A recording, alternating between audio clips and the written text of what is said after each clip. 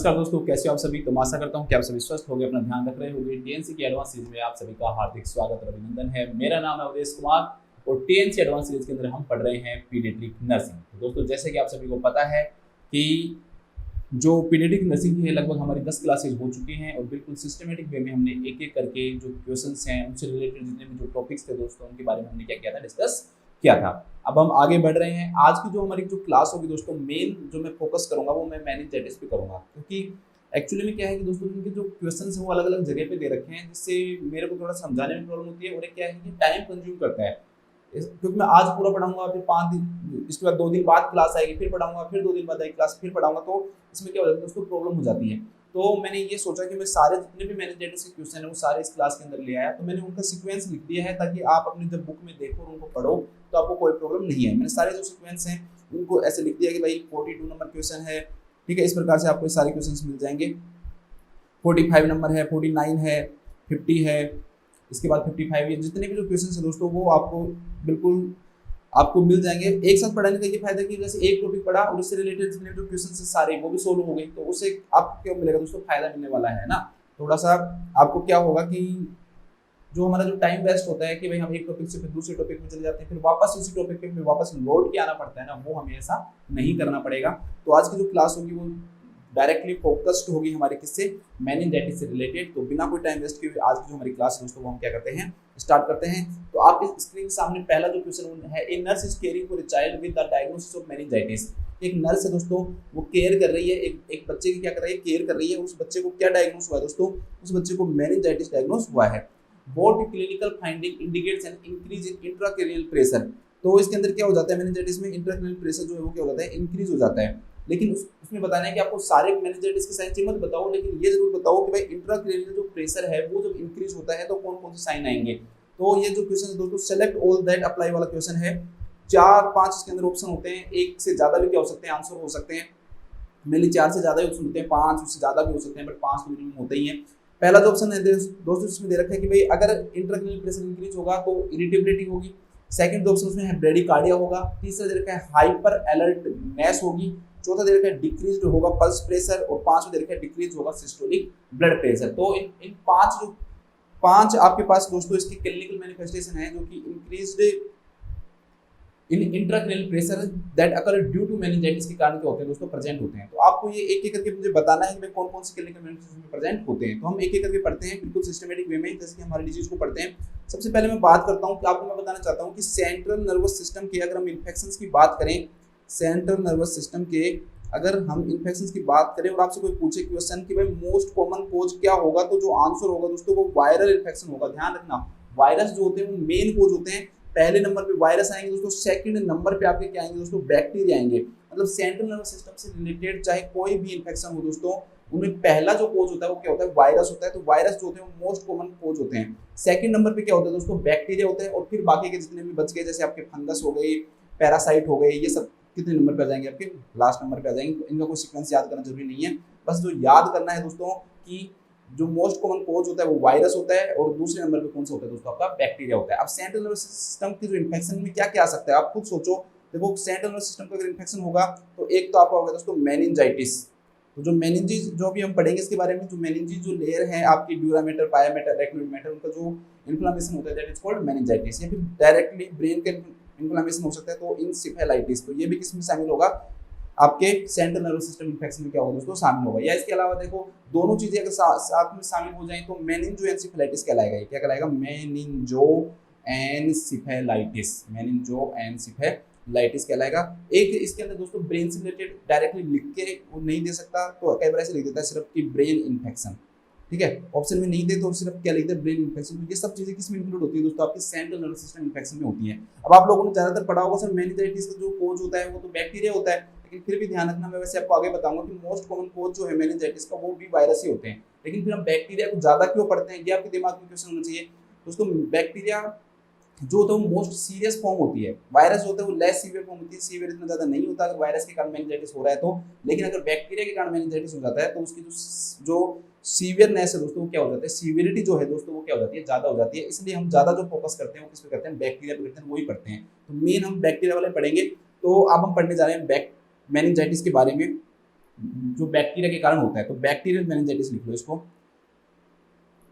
तो bacterial meningitis, meningitis, ठीक है। बैक्टीरिया के कारण होने वाला जो मेनिंजाइटिस है दोस्तों क्या कहलाएगा, बैक्टीरियल मेनिंजाइटिस। अब मुझे लग रहा है कि आप जो तैयारी जिस लेवल पे है उसमें आपको ये नहीं पढ़ना चाहिए कि दोस्तों कि मेनिंजाइटिस क्या होता है, इतना तो आपको पता होना चाहिए मेनिंजाइटिस क्या होता है। तो मेनिंजीज का जो इन्फ्लेमेशन है वो क्या कहलाता है, मेनिंजाइटिस कहलाता है, ठीक है। कौन कौन सी लेयर होती है तो आपको सबको पता है, ड्यूरा मैटर, एरेक्नोइड मैटर और जो पाया मैटर होती है वो इसकी क्या होती है, लेयर होती है। इनका इन्फ्लेमेशन क्या कहलाता है दोस्तों, आपका मेनिंजाइटिस कहलाता है। ध्यान रखना, अगर ये कंडीशन एक्यूट बैक्टीरियल मेनिंजाइटिस है, मतलब एक्यूट रूप से हो रही है मेनिंजाइटिस है ये, अगर ये एक्यूट रूप से होती है तो इसे हम पायोजेनिक मेनिंजाइटिस के नाम से भी जानते हैं। This is also known as pyogenic meningitis. इसे हम किस नाम जानेंगे दोस्तों, पायोजेनिक मेनिंजाइटिस के नाम से भी हम क्या होते हैं इसे जानते हैं। अब इसमें है ना दोस्तों क्वेश्चंस आते हैं कि इसकी कोज क्या है, ईटियोलॉजी क्या है। तो अब डायरेक्टली हम सब लोग एक ही पढ़ते हैं, हम सीधा क्या पढ़ते हैं दोस्तों कि भाई नाइजीरिया मेनिंजाइटिस जो होता है वो इसका क्या होता है, मोस्ट कॉमन कोज होता है, जो कि हम क्या पढ़ते हैं गलत तरीके से पढ़ते हैं, वैसे हमें नहीं पढ़ना चाहिए। एक्चुअली में इसके जो कोजेज जो होते हैं दोस्तों वो एज ग्रुप के अकॉर्डिंग होते हैं। भाई कौन सी हर एज ग्रुप के अंदर जिसके जो कोजेज होंगे वो क्या होते रहते हैं, चेंज होते रहते हैं। जैसे कि सबसे पहले हम पढ़ते हैं नियोनेट में, नियोनेट्स। अब नियोनेट्स क्या होता है ये बताने की शायद जरूरत नहीं पड़नी चाहिए। 0 to 28 डेज का जो बेबी होता है दोस्तों क्या कहलाता है, आपका नियोनेट्स कहलाता है। तो नियोनेट के अंदर अगर आपसे पूछे कि भाई मोस्ट कॉमन कोज क्या होता है दोस्तों, तो इसका ग्रुप बी स्ट्रेप्टोकोकस लिखा हुआ आएगा। क्या होता है आपके एग्जाम में, ग्रुप बी स्ट्रेप्टोकोकस। आपको ओपी की बुक में सारी चीजें मिल भी जाएंगी आपको ना, ग्रुप बी स्ट्रेप्टोकोकस। या फिर दोस्तों वो ऐसे नहीं लिखते, सीधा एक बैक्टीरिया का नाम भी लिख सकता है जिसका नाम है स्ट्रेप्टोकोकस। अब आपको दो चीजें याद रखनी है, एक तो आपको गला याद रखना है और एक क्या याद रखना है, टाई याद रखना है। तो टाई, देखो दो चीजें आ गई इसमें, एक गला आ गया और एक क्या हो गई, टाई आ गई। तो थोड़ा सा याद नहीं रहे तो एगलैक्टाई होता है, streptococcus agalactiae is the most common cause of meningitis in neonate. Neonate के अंदर मेनिंजाइटिस का मोस्ट कॉमन जो कोज होता है दोस्तों वो क्या होता है आपका, स्ट्रेप्टोकोकस एगलैक्टाई होता है, स्ट्रेप्टोकोकस एगलैक्टाई। या फिर है तो एक ग्रुप बी स्ट्रेप्टोकोकस ही, तो ग्रुप बी स्ट्रेप्टोकोकस ऐसे भी लिखा हो सकता है, या डायरेक्टली वो बैक्टीरिया का नाम भी दे सकता है आपको, क्या है, स्ट्रेप्टोकोकस एगलैक्टाई। लेकिन पहला ने पूछे दोस्तों, दूसरा पूछे कि भाई इसके अंदर दूसरे नंबर पे क्या आएगा, तो दूसरे नंबर पे जो इसके अंदर आता है दोस्तों दैट इज ई कोलाई। दूसरे नंबर पे क्या आएगा दोस्तों, आपका ई कोलाई आएगा। फिर इसके बाद में दोस्तों ये आगे बढ़ते हैं, जैसे बच्चा 1 महीने ज्यादा होगा मतलब 2 महीने का हुआ, 2 मंथ से लेकर अगर हम बात करें दोस्तों 2 महीने से लेकर बच्चा 3 साल तक का हो, 2 मंथ से लेकर कितने साल तक का, 3 साल तक का जो बच्चा होता है, इसमें थोड़ी सी कॉन्ट्रोवर्सी है। कुछ बुक्स के अंदर जो दोस्तों इसमें न्यूमोकोकाई मोस्ट कॉमन दे रखा है, लेकिन ओपी गई की बुक के अंदर मोस्ट कॉमन जो है वो हीमोफिलस इन्फ्लुएंजा दे रखा है। हीमोफिलस जो इन्फ्लुएंजा है वो इसका क्या दे रखा है, मोस्ट कॉमन कोज दे रखा है। लेकिन आपके ऑप्शन में मान लो हीमोफिलस इन्फ्लुएंजा नहीं मिले तो फिर दोस्तों इसका मोस्ट कॉमन कोज आप न्यूमोकोकाई करके आना, क्या करके आना, स्ट्रेप्टोकोकस न्यूमोकोकाई, ठीक है। ये इसका क्या कर देना, मोस्ट कॉमन कोज कर देना। तो इन दोनों को पहले नंबर पे लिखो, लेकिन फिर भी चूज करना हो तो इसको पहले चूज करेंगे। वो इसका कारण क्या है, क्योंकि इसका हमारे पास रेफरेंस है, हमारे पास रीजन है कि भाई हमने ये किससे लिया है, ओपी की बुक से लिया है। तो वहां पर मोस्ट कॉमन कोज उन्होंने हीमोफिलस इन्फ्लुएंजा लिख रखा है 2 महीने से लेकर 3 साल तक। कुछ बुक्स में न्यूमोकोकाई लिख रखा है, लेकिन फिर भी आपको इसको ज्यादा क्या करना है दोस्तों, प्रेफर करना है। और सेकंड नंबर पे इसके अंदर आएगा मेनिंजोकोकाई, मेनिंजोकोकाई, ठीक है। अब ध्यान रखना मेनिंजोकोकाई का मतलब जो हम पढ़ते हैं इसका जो मोस्ट कॉमन जो कोज होता है नाइजीरिया मेनिंजाइटिस जो होता है दोस्तों वही क्या कहलाता है, मेनिंजोकोकाई कहलाता है। कहीं आप सोचो क्या, और जो न्यूमोकोकाई है उसके बारे में पूछो, स्ट्रेप्टोकोकस जो न्यूमोनिया होता है वो क्या होता है, न्यूमोकोकाई। तो पूरा लिखने की जगह आप सिर्फ इतना लिख सकते हो न्यूमोकोकाई, तो वो एग्जाम में भी इस प्रकार से आपको दे सकता है। तो न्यूमोकोकाई में लिखेगा वो स्ट्रेप्टोकोकस न्यूमोनी, और मेनिंजोकोकाई के अंदर क्या लिखेगा दोस्तों, नाइजीरिया मेनिंजाइटिस, ठीक है। तो ये दोनों भी इसका ध्यान रखना। 2 महीने से 3 साल में आपको याद रखना है कि अगर ऑप्शन में हीमोफिलस इन्फ्लुएंजा तो इसको मानेंगे, अगर नहीं दे रखा दोस्तों तो फिर हम न्यूमोकोकाई इसका क्या मानेंगे, आंसर मानेंगे। अब आ जाता है दोस्तों 3 साल से ज्यादा, तो 3 साल से लेकर, और अगर हम बात करें दोस्तों 3 साल से लेकर 20 साल तक, 3 ईयर टू 20 ईयर्स, 3 साल से अगर हम 20 साल तक की बात करें, तो अब जो हम पढ़ते हैं हमेशा कि भाई मोस्ट कॉमन कोज क्या होता है, तो वो मेनिंजोकोकाई होता है। तो इसका अब फर्स्ट नंबर पे क्या आ जाएगा दोस्तों, आपका मेनिंजोकोकाई आएगा, मेनिंजोकोकाई। फर्स्ट नंबर पे क्या आ जाएगा आपका, मेनिंजोकोकाई, मतलब नाइजीरिया मेनिंजाइटिस। और दूसरे नंबर पे वही न्यूमोकोकाई, सेकंड नंबर पे क्या आ जाएगा आपका, न्यूमोकोकाई हो जाएगा। लेकिन क्वेश्चन में है दोस्तों कि 20 साल से ज्यादा मोर देन 20 ईयर्स पूछ ले तो फिर क्या करके आओगे, तो फिर आपका वो क्या आ जाएगा, इसका आंसर न्यूमोकोकाई आएगा, न्यूमोकोकाई। फिर इसका आंसर क्या जाता है आपका, न्यूमोकोकाई आ जाता है। कुछ इसमें जो कुछ रिस्क फैक्टर दे रखे हैं दोस्तों, उन्होंने बता रखा है कि अगर किसी भी पर्सन को मान लो कि स्प्लेनेक्टोमी हो जाए, मतलब आपने स्प्लीन को क्या कर दिया दोस्तों, रिमूव कर दिया, या फिर जो सेंट जो आपका सीएसएफ है दोस्तों वो क्या हो जाए, लीकेज हो जाए,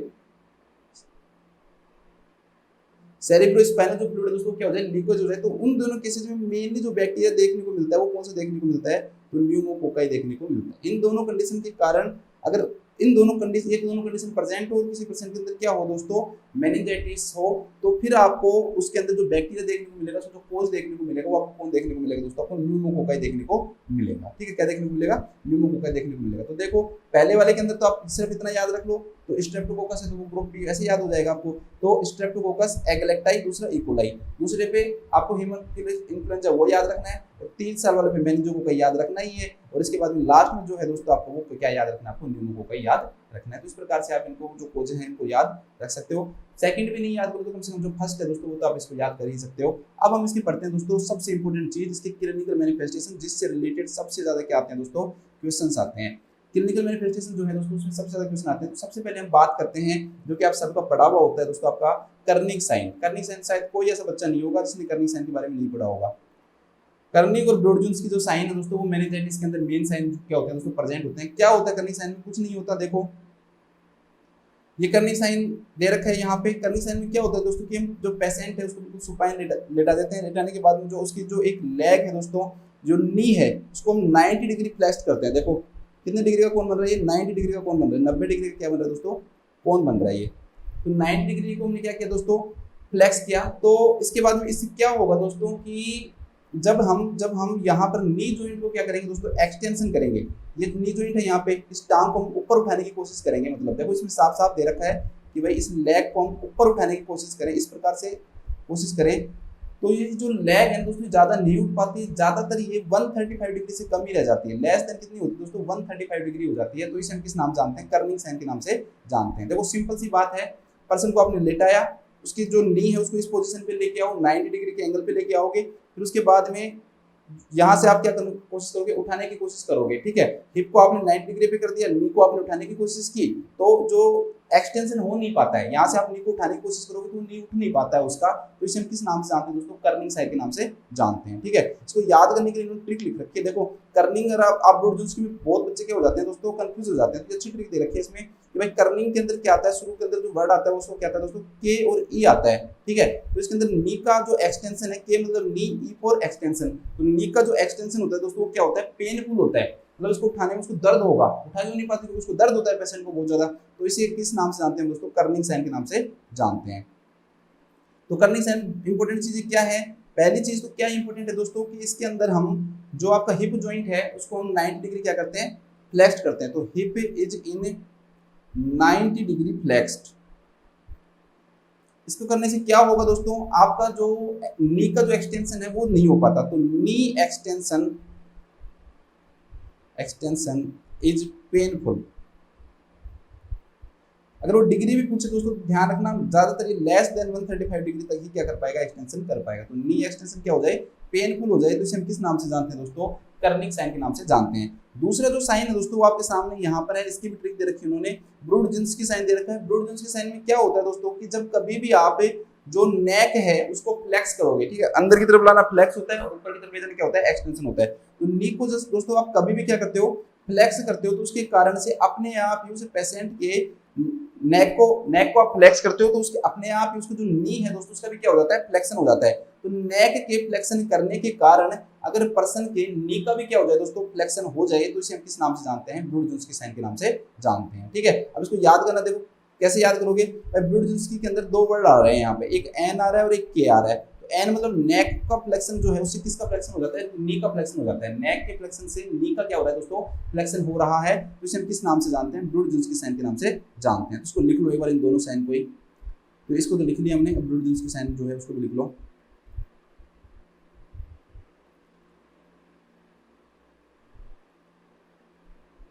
ठीक है। तो सेकंड जो साइन आता है दोस्तों आपका दैट इज ब्रूड-जोंस्की साइन। अब ब्रूड-जोंस्की साइन में क्या होगा, बस सिंपल से जो टर्म है वो लिख लो कि when we flex the neck, कि जब हम नेक का क्या करते हैं दोस्तों, फ्लेक्शन करते हैं, it lead to flexion of knee joint.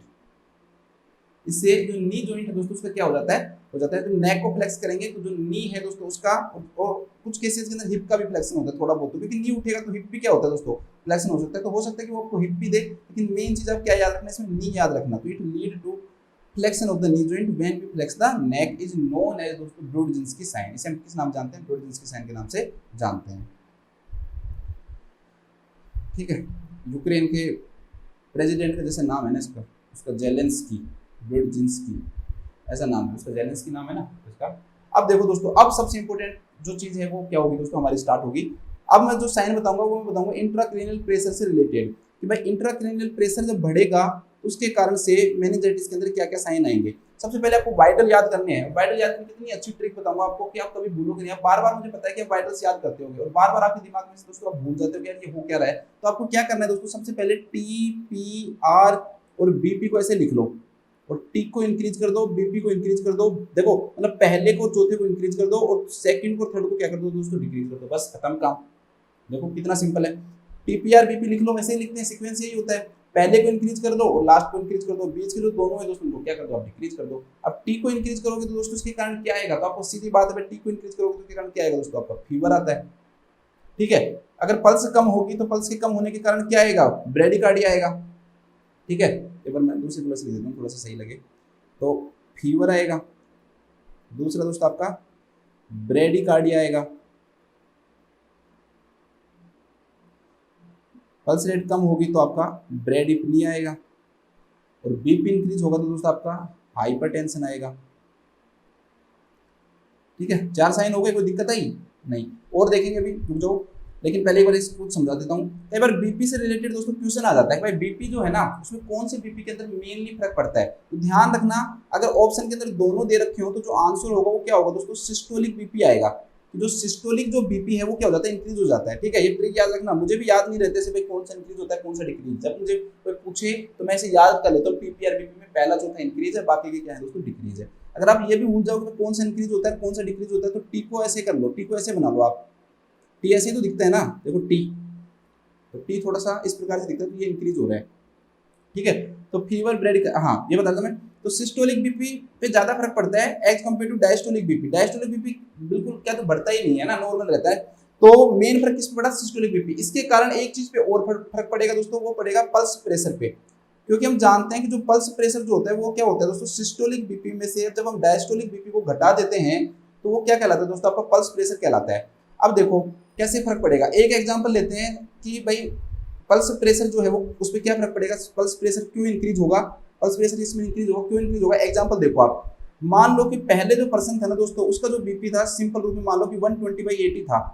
अब 120/80 था तो पल्स प्रेशर कितना हो जाएगा, 120 में से 80 घटाओगे तो कितना हो जाएगा दोस्तों, आपका 40 हो जाएगा। लेकिन आप सिर्फ सिस्टोलिक बीपी को बढ़ाओ, 120 से इसको 160 कर दो, डायस्टोलिक बीपी को 80 रखो, तो कितना हो जाएगा दोस्तों, आपका 80 हो जाएगा। तो हम क्या देखेंगे कि भाई पल्स प्रेशर इंक्रीज हो रहा है या डिक्रीज हो रहा है, इंक्रीज हो रहा है। लेकिन अगर उल्टा डायस्टोलिक बीपी बढ़ता और सिस्टोलिक नहीं बढ़ता दोस्तों, तो उसके कारण से क्या होता है, पल्स प्रेशर डिक्रीज होता है। तो कई बार ये भी पूछ लेते हैं वो कि भाई पल्स प्रेशर पर क्या फर्क पड़ता है, तो आपको बताना है कि भाई पल्स जो प्रेशर है दोस्तों वो इसके अंदर क्या हो जाता है, इंक्रीज हो जाता है। क्या हो जाता है, इंक्रीज हो जाता है।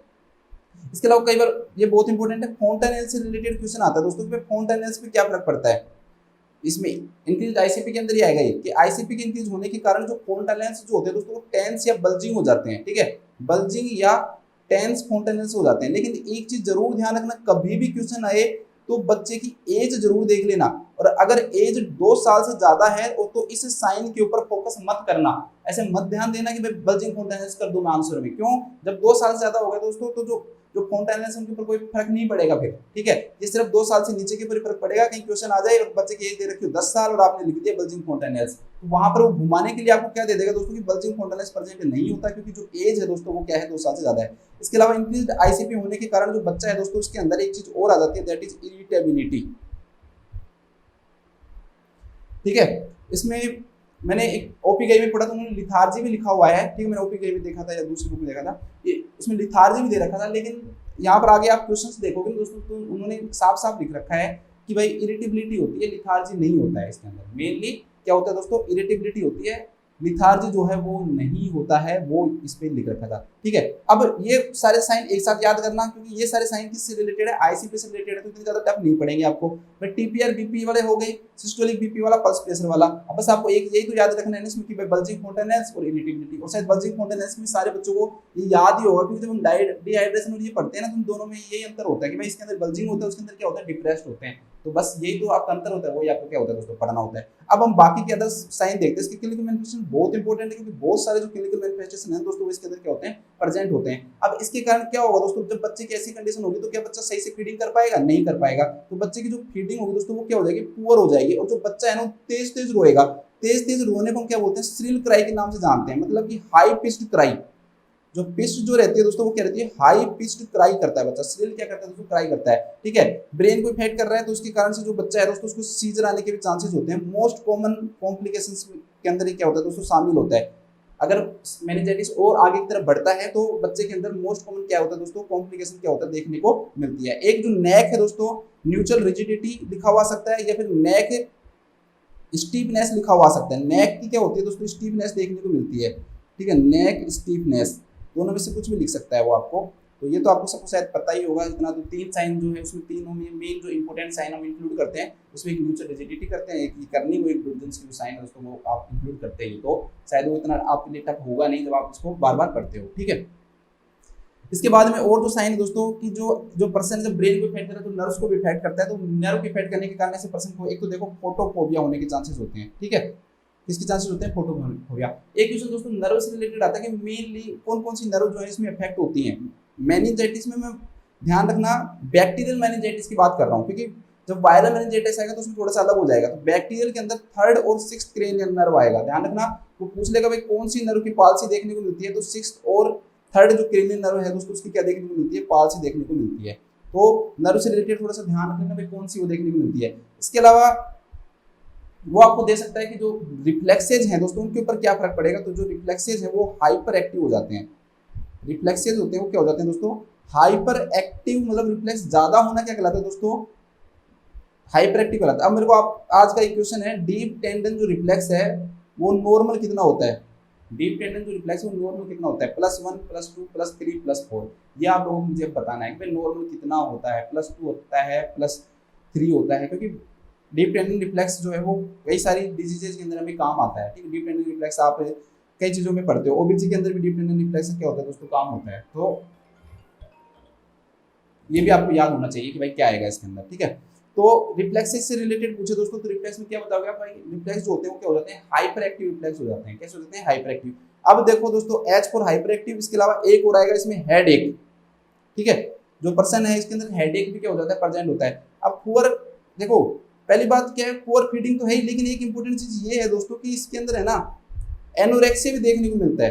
देखो एक तो फीड नहीं कर रहा और उसके बावजूद भी बच्चा जो है ना उसको भूख ही नहीं लगती, ठीक है। मसल्स के अंदर जो पेन है दोस्तों वो देखने को मिल सकता है, तो इसे हम किस नाम से जानते हैं, मायल्जिया के नाम से जानते हैं। तो मसल्स जो पेन है दोस्तों वो भी क्या होता है इसके अंदर प्रेजेंट होता है। बस इतने याद कर लो, बहुत है, कुछ ज्यादा नहीं है। मौसम के अंदर आगे एक क्वेश्चन आएगा दोस्तों, उसके अंदर ये दे रखा है कि भाई कई बार जब इसका जो रीजन है वो अगर मेनिंजोकोकल मेनिंजाइटिस है तो उनके अंदर जो रेसेज जो है ना दोस्तों वो हो जाते हैं, तो उसे हम बोलते हैं परप्यूरिक, मतलब रेड रेसेज हो जाते हैं। परप्यूरिक जो रेसेज हैं वो क्या होते हैं, प्रेजेंट होते हैं। तो इसको इंपॉर्टेंट लगा लेना।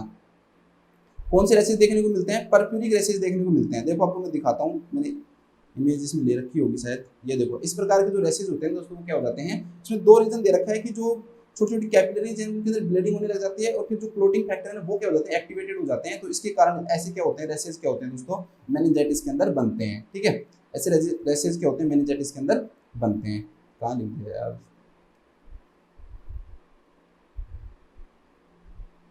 चलो जान लीजिए, कोई उसे फर्क नहीं पड़ता।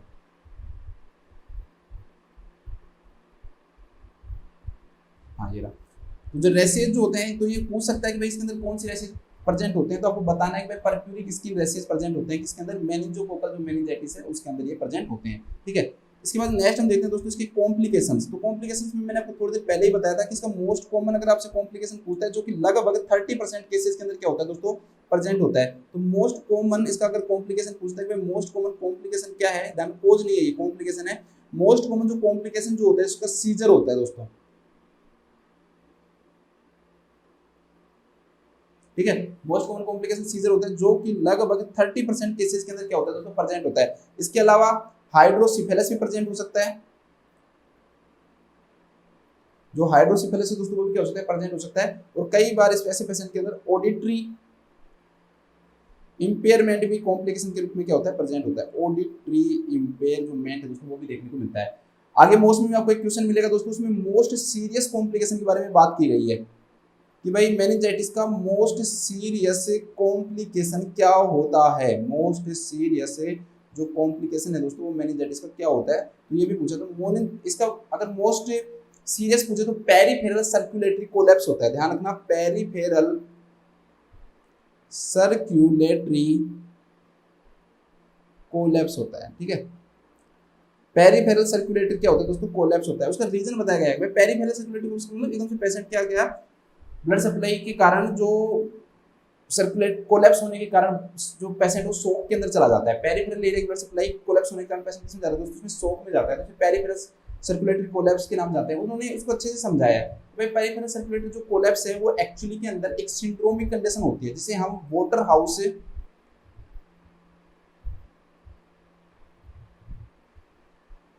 फ्राइडमैन सिंड्रोम के नाम से जानते हैं, ठीक है। फ्राइडरिचसेन सिंड्रोम के नाम से इसे हम जानते हैं। फ्राइडमैन है कि फ्राइडरिचसेन, ठीक है। यही है वाटर हाउस, ज्यादा भी नहीं याद है तो कम से कम वाटर हाउस सिंड्रोम याद रख लेना। उसमें ये कहते हैं कि जो एड्रिनल जो ग्लैंड है ना उसके अंदर क्या हो जाता है, हेमरेज हो जाता है। तो उसे हम बोलते हैं बाइलेटरल एड्रिनल हेमरेज। इसे हम किस नाम जानते हैं, बाइलेटरल एड्रिनल हेमरेज के नाम जानते हैं। मतलब दोनों जो एड्रिनल जो ग्लैंड है दोस्तों उसके अंदर क्या होने लग जाती है, ब्लीडिंग होने लग जाती है, जिसके कारण जो एड्रिनल जो हार्मोन है दोस्तों, एड्रिनोकोर्टिकल जो हार्मोन्स है उनकी क्या हो जाती है, इनसफिशियंसी हो जाती है, वो कम हो जाते हैं। ग्लूकोकोर्टिकोइड, मिनरलोकोर्टिकोइड ये सब क्या हो जाते हैं दोस्तों, कम हो जाते हैं, जिसके कारण पेशेंट का जो बीपी है वो क्या हो जाता है, फॉल हो जाता है। पेशेंट किसमें चला जाता है, शॉक में चला जाता है।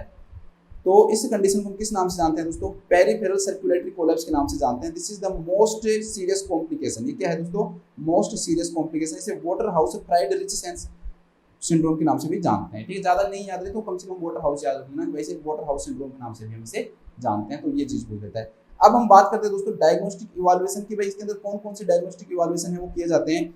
तो सिंपल सी बात तो ये है दोस्तों कि हमें बैक्टीरिया का कल्चर करवाना है, हमें पता लगाना है कि भाई क्या है कितना है। तो हम क्या करवाएंगे दोस्तों, इसके अंदर सीएसएफ के लिए लंबर पंक्चर करेंगे। तो एक चीज तो क्या की जाएगी दोस्तों, लंबर पंक्चर किया जाएगा। और लंबर पंक्चर करके हम क्या करेंगे, सीएसएफ का एग्जामिनेशन करेंगे। सीएसएफ को क्या करेंगे दोस्तों, एग्जामिनेशन करेंगे। तो थोड़ा सा आपको जो नॉर्मल जो पैरामीटर है सीएसएफ के दोस्तों वो क्या होना चाहिए, पता होना चाहिए। जैसे मान लो आपसे प्रेशर पूछे कि भाई नॉर्मल प्रेशर कितना होता है, तो आपको बताना लगभग 50 से 80 सेंटीमीटर ऑफ H2। ध्यान रखना मैं बच्चों का बता रहा हूँ, ठीक है। हम बात करें किसी चाइल्ड की, तो चाइल्ड के अंदर जो नॉर्मल जो सीएसएफ का जो प्रेशर होता है दोस्तों कितना होता है, 50 से 80, ठीक है, सेंटीमीटर ऑफ H2 होता है। इसके बाद में दोस्तों नेक्स्ट वो क्वेश्चन पूछ लेते हैं। देखो मेन चीज आपको सबको पता है, एक तो प्रेशर का पता होना चाहिए, एक प्रोटीन का पता होना चाहिए, किसका पता होना चाहिए, ग्लूकोज का पता होना चाहिए। तो नेक्स्ट दोस्तों हम क्या करेंगे, प्रोटीन का पता लगाएंगे। भाई प्रोटीन कितना होता है, तो प्रोटीन जो होता है वो 20 से 40 होता है, ठीक है। 20 से क्या होता है दोस्तों, 40 जो होता है दोस्तों वो क्या होता है, इसका प्रोटीन होता है। तो प्रेशर हो गया, एक हो गया प्रोटीन, और एक आपको पता होना चाहिए ग्लूकोज। तो ग्लूकोज तो सबको पता होगा शायद, ग्लूकोज जो होता है दोस्तों वो कितना होता है, 50 mg/dl, ठीक है। जो ग्लूकोज होता है 50 mg/dl होता है। कई बार ये क्वेश्चन ऐसे नहीं देखकर वो ये कहता है कि सीरम का कितना परसेंट होता है, तो लगभग 2/3 होता है, ठीक है। 2/3 ऑफ सीरम ग्लूकोज। क्योंकि एग्जाम्पल के रूप में हम मानते हैं कि भाई सीरम जो ग्लूकोज है 70 से 99 है मान लो फास्टिंग के अंदर लगभग, तो 75 मान लो आप एवरेज, तो 75 का 2/3 कितना हो गया, लगभग 50 हो गया। तो इस प्रकार से ये भी लिखा हो सकता है भाई 50 mg/dl नहीं लिखकर वो क्या लिख सकता है दोस्तों, आपका 2/3 ऑफ द सीरम जो ग्लूकोज है दोस्तों वो भी क्या कर सकता है, वो लिख सकता है, ठीक है। तो ये चीजें भी आपको क्या होनी चाहिए, पता होनी चाहिए। एक चीज WBC का हो देख लो, मान लो किसी एग्जाम में ज्यादा टफ दे दे तो WBC पूछ सकते हैं, तो लेस देन 5% लिखेगा वो। WBC कितनी होती है, लेस देन 5% क्या होते हैं दोस्तों, WBC होती है, ठीक है। तो ये आपके क्या है इंपॉर्टेंट कुछ क्वेश्चन हैं जो कि किससे रिलेटेड है दोस्तों, आपके जो प्रेशर, प्रोटीन, ग्लूकोज और आपके WBC से क्या है रिलेटेड है, ठीक है। तो प्रेशर में और ग्लूकोज में तो लगभग 50 याद रख लेना, क्योंकि इसमें 50 है, इसमें 50 से 80 है, और प्रोटीन का जो है दोस्तों 20-40 कर दो, प्रोटीन का क्या कर दो 20-40। अब सबसे इंपॉर्टेंट एक चार्ट पढ़ेंगे हम, एक सबसे इंपॉर्टेंट चार्ट पढ़ेंगे दोस्तों, उसमें से बहुत सारे जो क्वेश्चन है वो पूछते हैं कि कई बार हमें भाई डिफरेंशिएट करना होता है। कैसे डिफरेंशिएट करोगे कि कौन सा ये बैक्टीरियल मेनिंजाइटिस है, कौन सा वायरल मेनिंजाइटिस है। सिर्फ अकेला ट्यूबरकुलोसिस के कारण मेनिंजाइटिस होगा तो हम किस नाम से जानेंगे, ट्यूबरकुलर मेनिंजाइटिस के नाम से जानते हैं। कई बार फंगस इन्फेक्शन के कारण होता है तो फंगल मेनिंजाइटिस के नाम से जानते हैं। तो हम सारी चीजों को पढ़ेंगे हम, ठीक है। हम पढ़ेंगे भाई बैक्टीरियल के अंदर क्या होगा, बैक्टीरियल के अंदर क्या होगा, वायरल के अंदर दोस्तों क्या होगा, बैक्टीरियल वायरल के अंदर क्या होगा, ठीक है। मैं लिख देता हूँ, फिर वापस जब लिखूंगा वहां पे तो आपको समझ में आ जाएगा, ठीक है। या फिर ट्यूबरकुलर के अंदर क्या होगा, ट्यूबरकुलर, और फिर फंगल के अंदर क्या होगा, इधर फंगल लिखा है मैंने, ठीक है। फंगल के अंदर क्या होगा, तो ये चारों पूछ लेता है वो। अब इन चारों के अंदर दोस्तों पैरामीटर देता है, तो मेनली जो पैरामीटर है ना आप बार बार भूल जाते हो, तो आपको एक ट्रिक याद रखनी है, प्री पोजीशन के नाम से याद रखना। प्री मतलब पहले, सबसे पहले हम प्रेशर पढ़ेंगे, पो मतलब प्रोटीन पढ़ेंगे, ठीक है। प्रीपोजी, जी मतलब ग्लूकोज, प्रीपोजी, ठीक है, याद करने के लिए है। और कई बार कुछ एग्जाम में क्लोराइड भी दे देता है, वो क्या देता है क्लोराइड। मेन तो यही है प्रेशर, प्रोटीन और ग्लूकोज, तो याद रखने के लिए वैसे लिख लेना प्रीपोजिशन, ठीक है। प्रीपोजिशन मतलब प्री, सबसे पहले प्रेशर आएगा, फिर प्रो आएगा, फिर जी मतलब ग्लूकोज आएगा, ठीक है। और अगर क्लोराइड भी याद हो तो प्रीपोजिशन, चलो ऐसे लिख लो, चलो मतलब क्लोराइड को CHLO को लिखते हैं ना, जो स्पेलिंग है CHLORID। तो प्रेशर, प्रोटीन, ग्लूकोज और ये। अब सबसे मेन चीज जो है ना दोस्तों, जैसे आप सबसे इन सब में भी सबसे ज्यादा मेन जो पूछा जाता है वो ग्लूकोज पूछा जाता है। मेन क्या पूछा जाता है दोस्तों, ग्लूकोज पूछा जाता है। तो बस, और ज्यादातर जो डिफरेंस आता है वो वायरल और बैक्टीरियल के अंदर आता है। तो दोस्तों ध्यान रखना कि वायरल के अंदर जो ग्लूकोज है ना वो क्या मिलेगा, नॉर्मल मिलेगा, जबकि बाकी सब में चाहे बैक्टीरियल हो, ट्यूबरकुलर भी वैसे है तो बैक्टीरिया ही, तो ग्लूकोज का यूज करेगा ये, और फंगल हो, इन सब के अंदर क्या होता है दोस्तों, जो आपका ग्लूकोज है ना वो क्या हो जाता है, कम हो जाता है। तो मेन ये तो कम से कम अभी याद ही रखना, सारे भी याद नहीं होना तो इसको मत बोलना कि भाई बैक्टीरियल के अंदर ग्लूकोज क्या होता है दोस्तों, कम होता है, इसके अंदर नॉर्मल रहता है, इसके अंदर भी कम होता है, इसके अंदर भी क्या होता है दोस्तों, कम होता है। इसके अलावा बैक्टीरियल के अंदर जो क्लोराइड है दोस्तों वो भी क्या होता है, लो होता है। बैक्टीरियल के अंदर जो क्लोराइड है दोस्तों वो भी क्या होता है, लो होता है। तो दो में आपको याद रखना है भाई, इसमें लो है तो दूसरा बैक्टीरिया कौन सा है, ट्यूबरकुलर, तो इसमें भी लो होगा, लेकिन ये और ज्यादा लो करता है तो इसमें क्या होगा दोस्तों, लो की जगह वेरी लो होगा। ऐसे आप इसमें क्या रख सकते हो दोस्तों, याद रख सकते हो कि भाई इधर लो है, इधर क्या होगा, वेरी लो होगा, बस लो, इधर वेरी लो। बाकी के क्या बच गए, दो बच गए, आपके वायरल और फंगल बच गए। तो वायरल और फंगल में आप क्या रखना है दोस्तों, नॉर्मल याद रखना है। देखो अभी तक दो पढ़े, याद करो, कैसे याद रखोगे, बैक्टीरियल के अंदर क्या होगा, ग्लूकोज कम होगा, ट्यूबरकुलर में कम होगा, फंगल में कम होगा। तो याद क्या करना है, सिर्फ आपको वायरल याद रखना है कि वायरल के अंदर क्या रहेगा, नॉर्मल रहेगा। इसके बाद क्लोराइड को भी कम करता है। आप याद रखना आज से कि भाई बैक्टीरिया जो होते हैं वो ग्लूकोज और क्लोराइड दोनों को क्या करते हैं, कम करते हैं। तो इसे याद रहेगा कि भाई बैक्टीरिया के अंदर लो है और ट्यूबरकुलर के अंदर जो क्लोराइड वो क्या हो जाएगा दोस्तों, वेरी लो हो जाएगा। बाकी इसमें क्या होगा, दोनों में क्या हो जाएगा दोस्तों, नॉर्मल हो जाएगा, ठीक है। अब इसके बाद में आती है दोस्तों का प्रेशर और आपके क्या आती है, प्रोटीन आती है, प्रेशर और प्रोटीन आती है। तो ध्यान रखना जो बैक्टीरियल है उसके अंदर दोनों चीजें बढ़ेंगी, आपका प्रेशर भी इंक्रीज होगा और आपका जो प्रोटीन है ना दोस्तों वो भी इंक्रीज होगा। और वायरल के अंदर थोड़ा सा क्या दोस्तों अलग होता है। तो इन यहाँ पर इस प्रकार से एरो लगाओ, ठीक है। तो दो चीजें आपको याद हो जाएंगी भाई, प्रेशर और प्रोटीन है ना, दोनों चीजें कैसे याद होगी कि वायरल के अंदर एक्चुअली में क्या होता है दोस्तों कि क्या तो जो प्रेशर है ना वो क्या रहेगा, नॉर्मल रहेगा, और ट्यूबरकुलर के अंदर क्या तो प्रोटीन क्या रहेगा, नॉर्मल रहेगा, ठीक है। देखो कैसे लिखा रहा हूँ मैं, ऐसे याद रहेगा, इधर जो है इधर ट्यूबरकुलर में है वो ये चीज, तो ट्यूबरकुलर में प्रोटीन के लिए है ये। तो वायरल में क्या होगा, प्रेशर क्या रहेगा दोस्तों, नॉर्मल रहेगा, या फिर नॉर्मल नहीं रहेगा तो स्लाइटली इंक्रीज होगा। क्या होगा, स्लाइटली इंक्रीज। यहाँ पर सेम प्रोटीन के लिए होगा, क्या तो प्रोटीन इंक्रीज होगा दोस्तों, क्या स्लाइटली क्या होगा, सॉरी क्या तो नॉर्मल रहेगा या क्या रहेगा, स्लाइटली क्या रहेगा दोस्तों, इंक्रीज रहेगा। अब वो जो वायरल के लिए प्रोटीन क्या होगा, तो वायरल के लिए जो प्रोटीन होगा दोस्तों क्या रहेगा आपका, नॉर्मल रहेगा। क्या रहेगा, नॉर्मल रहेगा। तो वायरल में देखो ज्यादातर जो चीजें हैं ना आपको क्या देखने को मिल रही है, वायरल के अंदर आपको ज्यादातर जो चीजें आपको देखने को क्या मिल रही है, सॉरी यार, वायरल के अंदर इंक्रीज होगा, प्रोटीन है ना, ग्लूकोज वो होता है तो इसमें इंक्रीज होगा ना, हाँ, क्योंकि ये नॉर्मल एक चीज से तो अंतर करते हैं हम। जब से वायरल के अंदर जब हम अंतर करते हैं तो मेन जो है ना, देखो एक तो हम क्या देखते हैं, ग्लूकोज देखते हैं, तो ग्लूकोज नॉर्मल है, साथ में क्या देखते हैं, प्रोटीन देखते हैं। तो प्रोटीन भी क्या है, इंक्रीज मिलता है, ठीक है। इंक्रीज इसमें वो नहीं मिलेगा, वहाँ पे जाता हूँ, इंक्रीज मिलेगा। तो वायरल के अंदर जो प्रोटीन है दोस्तों वो क्या मिलेगा आपका, इंक्रीज मिलेगा, ठीक है। वायरल में प्रोटीन इंक्रीज मिलेगा, प्रेशर जो होता है ना वो मिलेगा नॉर्मल, ये स्लाइटली क्या हो सकता है दोस्तों, इंक्रीज हो सकता है। नेक्स्ट आती है ट्यूबरकुलर की बात। तो ट्यूबरकुलर के अंदर देखो ये इधर ये है तो इधर ये इंक्रीज है। तो देखो मैंने इस प्रकार से ट्रिक बनाई थी, भाई इसको ऐसे याद रख सकते हो आप कि इधर ये इंक्रीज है तो इधर ये इंक्रीज है, इधर ये नॉर्मल ये इंक्रीज है, इधर ये नॉर्मल और क्या है इंक्रीज है। तो ये दोनों एक दूसरे को क्या कर रहे हैं क्रॉस कर रहे हैं, तो इससे आपको क्या हो जाएगा दोस्तों याद हो जाएगा। अब फंगल जो है ना, फंगल भी इसी के रूट पे चलता है।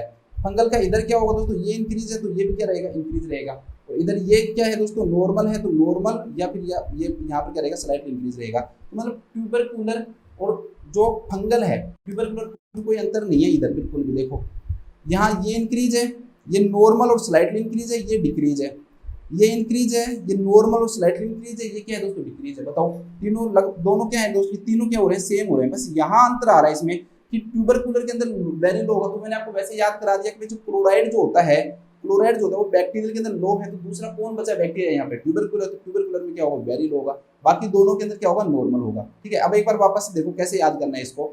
पहली चीज क्या याद रखनी दोस्तों कि ग्लूकोज जो है वो बैक्टीरिया कम करते हैं, क्लोराइड को भी कम करते हैं। बैक्टीरिया दो चीजों को कम करते हैं याद रखने के लिए, एक ग्लूकोज को कम करते हैं, एक क्लोराइड को कम करते हैं। जब बैक्टीरिया ग्लूकोज को क्लोराइड को कम कर रहे हैं तो यहाँ पर कम कर दो, क्लोराइड को दो। दूसरा ध्यान रखना भाई, दूसरा बैक्टीरिया यहाँ क्या है ट्यूबरकुलर है, ट्यूबरकुलर क्या करेगा उसको और भी ज्यादा लो करेगा, तो क्या हो जाएगा दोस्तों आपको वेरी लो हो जाएगा यहाँ पे। ठीक है, बाकी ये दोनों क्या हो जाएंगे नॉर्मल हो जाएंगे। अब इधर आ जाओ, इधर ये फॉर्मूला यूज करना ऐसे एरो वाला कि भाई एक याद रखना आपको, ये नॉर्मल और ये स्लाइटली इंक्रीज, तो इधर भी नॉर्मल और स्लाइटली इंक्रीज, फिर इधर इंक्रीज इधर भी क्या रहेगा इंक्रीज रहेगा। एक याद रखना है ना, तो दोनों याद हो जाएंगे इससे।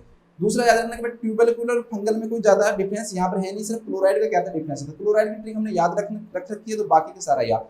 अब जो बच्चा कहे सर मुझे तो इतनी चीजें याद नहीं होती, तो भाई बैक्टीरियल और वायरल याद रख लेना बस, और कुछ मत याद रखना। कुछ याद नहीं हो तो आप क्या याद रख लेना, बैक्टीरियल और जो वायरल है दोस्तों याद रख लेना। वायरल में भी एक एक्सेप्शन होता है जो मैं आपको आगे बताऊंगा कि वहां पर भी जो ग्लूकोज है वो ये एक केस के अंदर क्या मिल सकता है दोस्तों, आपका वायरल के अंदर भी लो मिल सकता है। तो वो हम क्या करेंगे आगे डिस्कस करेंगे, तो वो हम आगे पढ़ेंगे। तो आपको मेरे को लगता है कि चीजें सब समझ में आई होंगी। इसके अलावा दोस्तों हम क्या करवाएंगे, मेन जिसमें सेफ एग्जाम छोड़ो, ज्यादा डिटेल में पढ़ना नहीं है, ये पढ़ लो। इसके अलावा हम बैक्टीरियल जो ब्लड जो कल्चर है वो भी करवा लेते हैं, कौन सा जो बैक्टीरिया उसके ऊपर कौन सा मेनली जो क्या है दोस्तों इफेक्टिव हो रहा है ना। इसके बाद में हम नेक्स्ट पढ़ते हैं दोस्तों, इसका जो ट्रीटमेंट है वो पढ़ते हैं। अब सीधा ट्रीटमेंट पढ़ो। ट्रीटमेंट में थोड़ी सी कंट्रोवर्सी है, मोस्टली बुक में ये दे रखा है कि भाई जब तक आप कल्चर सेंसिटिविटी नहीं करवा लेते हो तब तक एंटीबायोटिक नहीं देते हो, एंटीबायोटिक नहीं देते, एंटीबायोटिक नहीं देते, ये दे रखा है मोस्टली के अंदर। लेकिन ओपी का ऐसे नहीं कहती, वो ये कहती है कि जब तक कि इसकी रिपोर्ट नहीं आ जाए, जब तक इसकी रिपोर्ट नहीं आ जाती है, रिपोर्ट क्या है दोस्तों वेटिंग है, भाई कौन सी बैक्टीरिया कारण है ये नहीं पता चल रहा, तो वो कह रहे हैं तो भी हम क्या कर सकते हैं पर्सन को, क्या तो आप सेफ्ट्रिक्सोन दे दो। क्लास नंबर 84 देख लेना, सारी एंटीबायोटिक का क्लासिफिकेशन मैंने वहाँ पे आपको करवा रखा है। ठीक है, या फिर बच्चों के अंदर ज्यादा सेफोटैक्सिन यूज करते हैं, आप अगर हॉस्पिटल में काम करते हो तो आपको पता होगा। साथ इन दोनों में से एक देंगे कोई भी, क्या तो सेफ्ट्रिक्सोन दे दो क्या सेफोटैक्सिन दे दो। साथ में क्या देते हैं दोस्तों वैनकोमाइसिन देते हैं, साथ में क्या देते हैं वैनकोमाइसिन। ये कब देते हैं दोस्तों, जब तक बिफोर भी है। लेकिन फिर भी आप भाई हम नर्सिंग में ज्यादा फोकस करते हैं, हमारी बुक जो है वो मोस्टली ज्यादा बुक है, N+ की ज्यादा बुक है, तो उन्होंने क्या रखा है एंटीबायोटिक नहीं देते। आगे क्वेश्चन भी आएगा उससे रिलेटेड, तब हम उसमें करेंगे। नेक्स्ट दोस्तों कल्चर की रिपोर्ट आ गई। अब भाई कल्चर की रिपोर्ट आ गई तो बैक्टीरिया का पता लग गया, तो जैसे बैक्टीरिया का पता लग गया आपको कि जो बैक्टीरिया वो मेनिंजोकोकस है। ठीक है, तो दोस्तों ये जैसे आपको पता लग जाएगा तो फिर भी आपको इस पेशेंट को क्या देना है, सेफ्ट्रिक्सोन देना है या फिर सेफोटैक्सिन देना है। लेकिन फिर इसको हम यहाँ पर क्या नहीं देते, हम इसको वैनकोमाइसिन नहीं देते हैं यहाँ पे। ठीक है, इसके अलावा दोस्तों सेम ही आपको याद रखना है, अगर हीमोफिलस इन्फ्लुएंजा को पूछे तो हीमोफिलस जो इन्फ्लुएंजा है दोस्तों उसकी में आपको सेम ही याद रखना है, यही आएगा। ठीक है, तो दोनों केसेस के अंदर चाहे हीमोफिलस इन्फ्लुएंजा दे रखा हो या मेनिंजाइटिस दे रखा हो, तो दोनों के अंदर क्या आएगा दोस्तों आंसर सेफ्ट्रिक्सोन और सेफोटैक्सिन ही आएगा, दोनों में क्या आएगा सेम आंसर आएगा। लेकिन दोस्तों मान लो कि आपको वो दे दे जो मोस्ट कॉमन कॉज इन न्यूनेट है, गलाटाई, आपका गलाटाई। ठीक है, स्ट्रेप्टोकोकस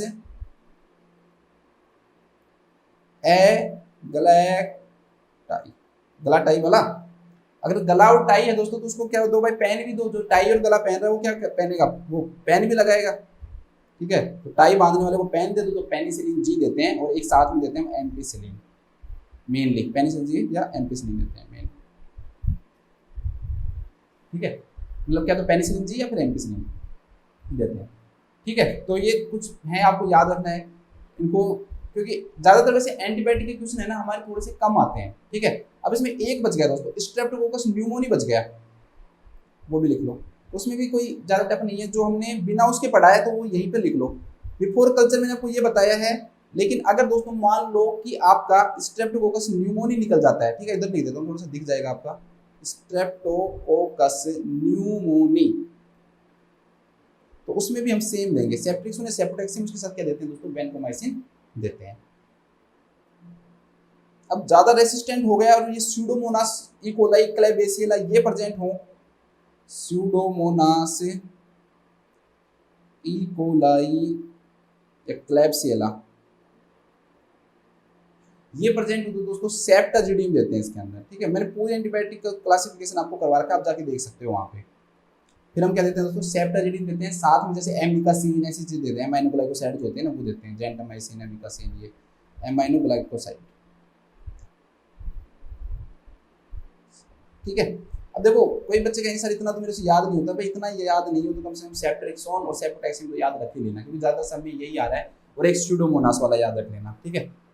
सारे याद भी नहीं हो तो कम से कम इतना तो आपको याद करना ही पड़ेगा भाई, ऐसे तो फिर काम नहीं चलेगा। नेक्स्ट जो क्वेश्चन है दोस्तों वो वायरल मेनिंजाइटिस से रिलेटेड एक दो चीजें पढ़ेंगे, ज्यादा नहीं। पहले सबसे पहले तो मोस्ट कॉमन कोज ही यही होता है, इसमें पूछ लेते हैं भाई कौन सा जो वायरस होता है दोस्तों वो इसके अंदर क्या होता है, मोस्ट कॉमन होता है, तो ध्यान रखना एंटेरो वायरस आएगा, आंसर क्या आएगा, एंटेरो वायरस मोस्ट कॉमन होता है। सारे वायरस के अंदर भी पूछे दोस्तों कि कौन सा वायरस होता है, तो वो क्या आएगा, एंटेरो वायरस। कुछ वायरसेस का ये पूछ लेते हैं कि भाई इस वायरस के कारण अगर मेनिंजाइटिस होता है तो ये किसको अफेक्ट करता है, जैसे वो आपसे पूछ ले हर्पिस सिम्प्लेक्स वायरस पूछ ले, हर्पिस सिम्प्लेक्स वायरस, तो हर्पिस सिम्प्लेक्स जो वायरस है दोस्तों वो मेनली आपके टेम्पोरल लोब को क्या करता है, अफेक्ट करता है। किसको अफेक्ट करता है, टेम्पोरल लोब को अफेक्ट करता है, और साथ में इसके कारण कौन से सीजर आते हैं दोस्तों, फोकल सीजर देखने को मिलते हैं, ठीक है। एक एक लाइन में लिखाऊंगा, चाहूँ तो मैं डिटेल में पढ़ा दूं, लेकिन मुझे लगता नहीं कि इससे रिलेटेड कभी भी आपके एग्जाम में क्या आएगा दोस्तों, क्वेश्चन आएगा। एक दोस्तों आपको वेरिसेला जोस्टर का पूछ सकता है, वेरिसेला जोस्टर, वेरिसेला जोस्टर जो है दोस्तों उसके अंदर सेरिब्रल एटेक्सिया प्रेजेंट रहता है, सेरिब्रल एटेक्सिया, ठीक है। कौन सा प्रेजेंट रहता है, सेरिब्रल जो एटेक्सिया वो प्रेजेंट रहता है। फिर मैंने आपको वहां पे कहा भी था कि अगर वेरिसेला जोस्टर के कारण पूछे तो उसके 3 क्वेश्चन इंपोर्टेंट हो गए। पहला क्वेश्चन तो क्या प्रेजेंट रहता है, सेरेब्रल एटेक्सिया, दूसरा कौन सी क्रेनियल नर्व अफेक्ट करता है, तो 8th क्रेनियल नर्व, वहां पर 3rd और 6th पढ़ी थी बैक्टीरियल के कारण, यहाँ पे हमने 8th क्रेनियल नर्व पढ़ी है। तीसरा लास्ट बहुत इंपोर्टेंट, कौन सा ऐसा वायरस होता है जिसके कारण CSF का जो ग्लूकोज है दोस्तों वो क्या हो जाता है, कम हो जाता है। कौन से वायरस के अंदर CSF का जो ग्लूकोज है वो कम हो जाता है, देखो तो यहाँ पर आएगा भाई इसका CSF का जो ग्लूकोज है वो क्या हो गया दोस्तों, कम हो गया। यहाँ पर CSF का जो ग्लूकोज है दोस्तों वो क्या हो जाता है, कम हो जाता है, ठीक है। इसके बाद में कुछ नर्सिंग मैनेजमेंट से रिलेटेड क्वेश्चंस आते हैं, तो वो मैं आपको जब ये इसका नर्सिंग मैनेजमेंट करवाऊंगा तब मैं एक साथ ही आपको ये करवा दूंगा। एक बार मैं दोबारा से 2 मिनट के अंदर वापस से एक बार रिवाइज कर लेते हैं, ताकि थोड़ा सा आपको चीज़ें क्लियर हो जाएं, क्योंकि कई चीज़ें हम भूल जाते हैं बार बार जब हम वो करते हैं तो।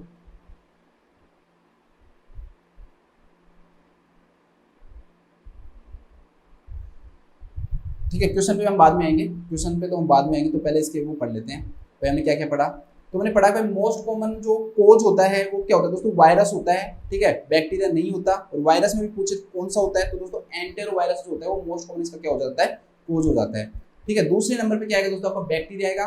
लेकिन बैक्टीरिया के अंदर जो भी कोज जो होते हैं वो अलग अलग होते हैं, मतलब कि वो हम किसके अकॉर्डिंग बांटते हैं दोस्तों, एज ग्रुप के अकॉर्डिंग क्या करते हैं, हम इसको क्लासिफाइड करते हैं। तो सबसे पहला दोस्तों वो पूछे कि भाई बच्चों के अंदर, तो ध्यान रखना भाई जन्म होते ही बच्चे के गले में टाई बांध दो, ऐसे आपको क्या रखना है, याद रखना है कि जैसे ही बच्चे का क्या हो, जन्म हो, तो जन्म होते ही बच्चे के गले में क्या बांधो, टाई बांधो। तो स्ट्रेप्टोकोकस एग लाइक टाई, याद हो गया भाई, बच्चे का जन्म होते ही गले में क्या बांधो दोस्तों, टाई बांधो, तो स्ट्रेप्टोकोकस एग लाइक टाई। 2 महीने से और 3 साल का जब बच्चा हो जाता है दोस्तों, तो उसके अंदर होमोफिलस इन्फ्लुएंजा याद रखना है, ठीक है, क्या याद रखना है, हीमोफिलस इन्फ्लुएंजा याद रखना है। फिर न्यूमोकोकाई, दोनों में से ऑप्शन में अगर दोनों हैं तो हीमोफिलस इन्फ्लुएंजा करेंगे, नहीं तो क्या करेंगे, न्यूमोकोकाई करेंगे।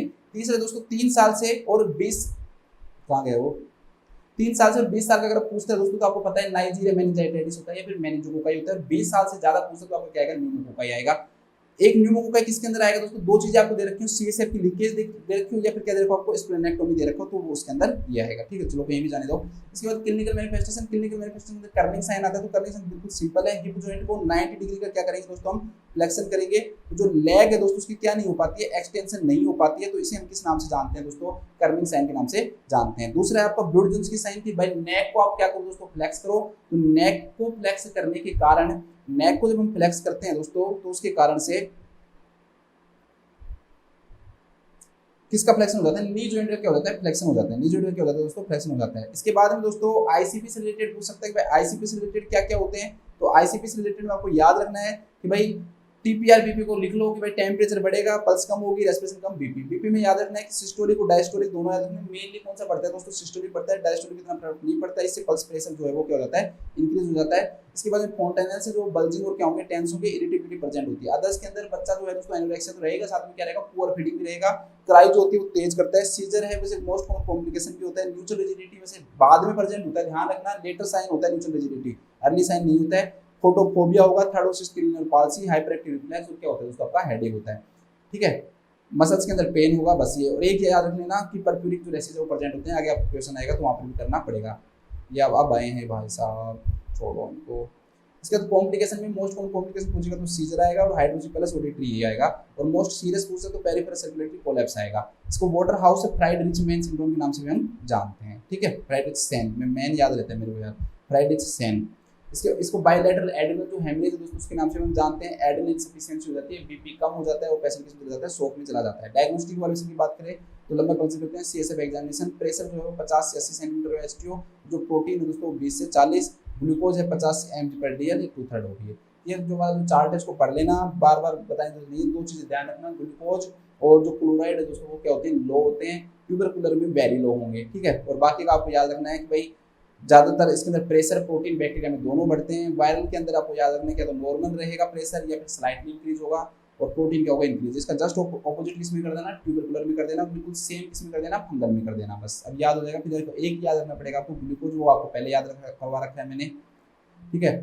इसके बाद में ट्रीटमेंट, भाई मेडिकल ट्रीटमेंट ये मानता है कि एंटीबायोटिक स्टार्ट नहीं करनी चाहिए, ठीक है, लेकिन मोस्टली में ये दे रखा है, लेकिन कुछ बुक्स में लिखा हुआ है कि भाई सेफ्ट्रिक्सोन और सेफोटैक्सिन साथ में वैनकोमाइसिन। एक चीज़ और याद रखनी है कि भाई स्ट्रेप्टोकोकस अगर न्यूमोनिया के कारण होता है दोस्तों तो भी हम क्या करते हैं, स्ट्रेप्टोकोकस न्यूमोनिया के कारण होता है तो भी हम क्या कहेंगे सेम ट्रीटमेंट देंगे। मेनिंजाइटिस के अंदर भी सेम ट्रीटमेंट देते हैं, मतलब वैनकोमाइसिन नहीं देते, और हीमोफिलस जो इन्फ्लुएंजा वो करते हैं। गला टाई हो जाएगा तो पेन दे देंगे, पेनिसिलिन या एम्पिसिलिन देते हैं। और सूडोमोनास का होगा तो इसमें थोड़ा सा क्या होगा अलग होगा, तो सेप्टाजिडिन साथ में क्या देते हैं एमिकासिन देते हैं। वायरल मेनिंजाइटिस का मोस्ट कॉमन कॉज एंटेरोवायरस है, हर्पिस सिम्प्लेक्स जो वायरस के कारण होता है, टेम्पोरल लोब को क्या करता है अफेक्ट करता है, फ्रंटल सीजर। वेरी ज्यादा दोस्तों बहुत इंपॉर्टेंट है, तीनों इंपॉर्टेंट क्वेश्चन है। सेरेब्रल एटेक्सिया कॉज करता है, 8th के लेंदर को अफेक्ट करता है, और ग्लूकोज को क्या करता है दोस्तों कम करता है। चलो आ जाओ हमारे क्वेश्चन पे आ जाते हैं हम नोट के।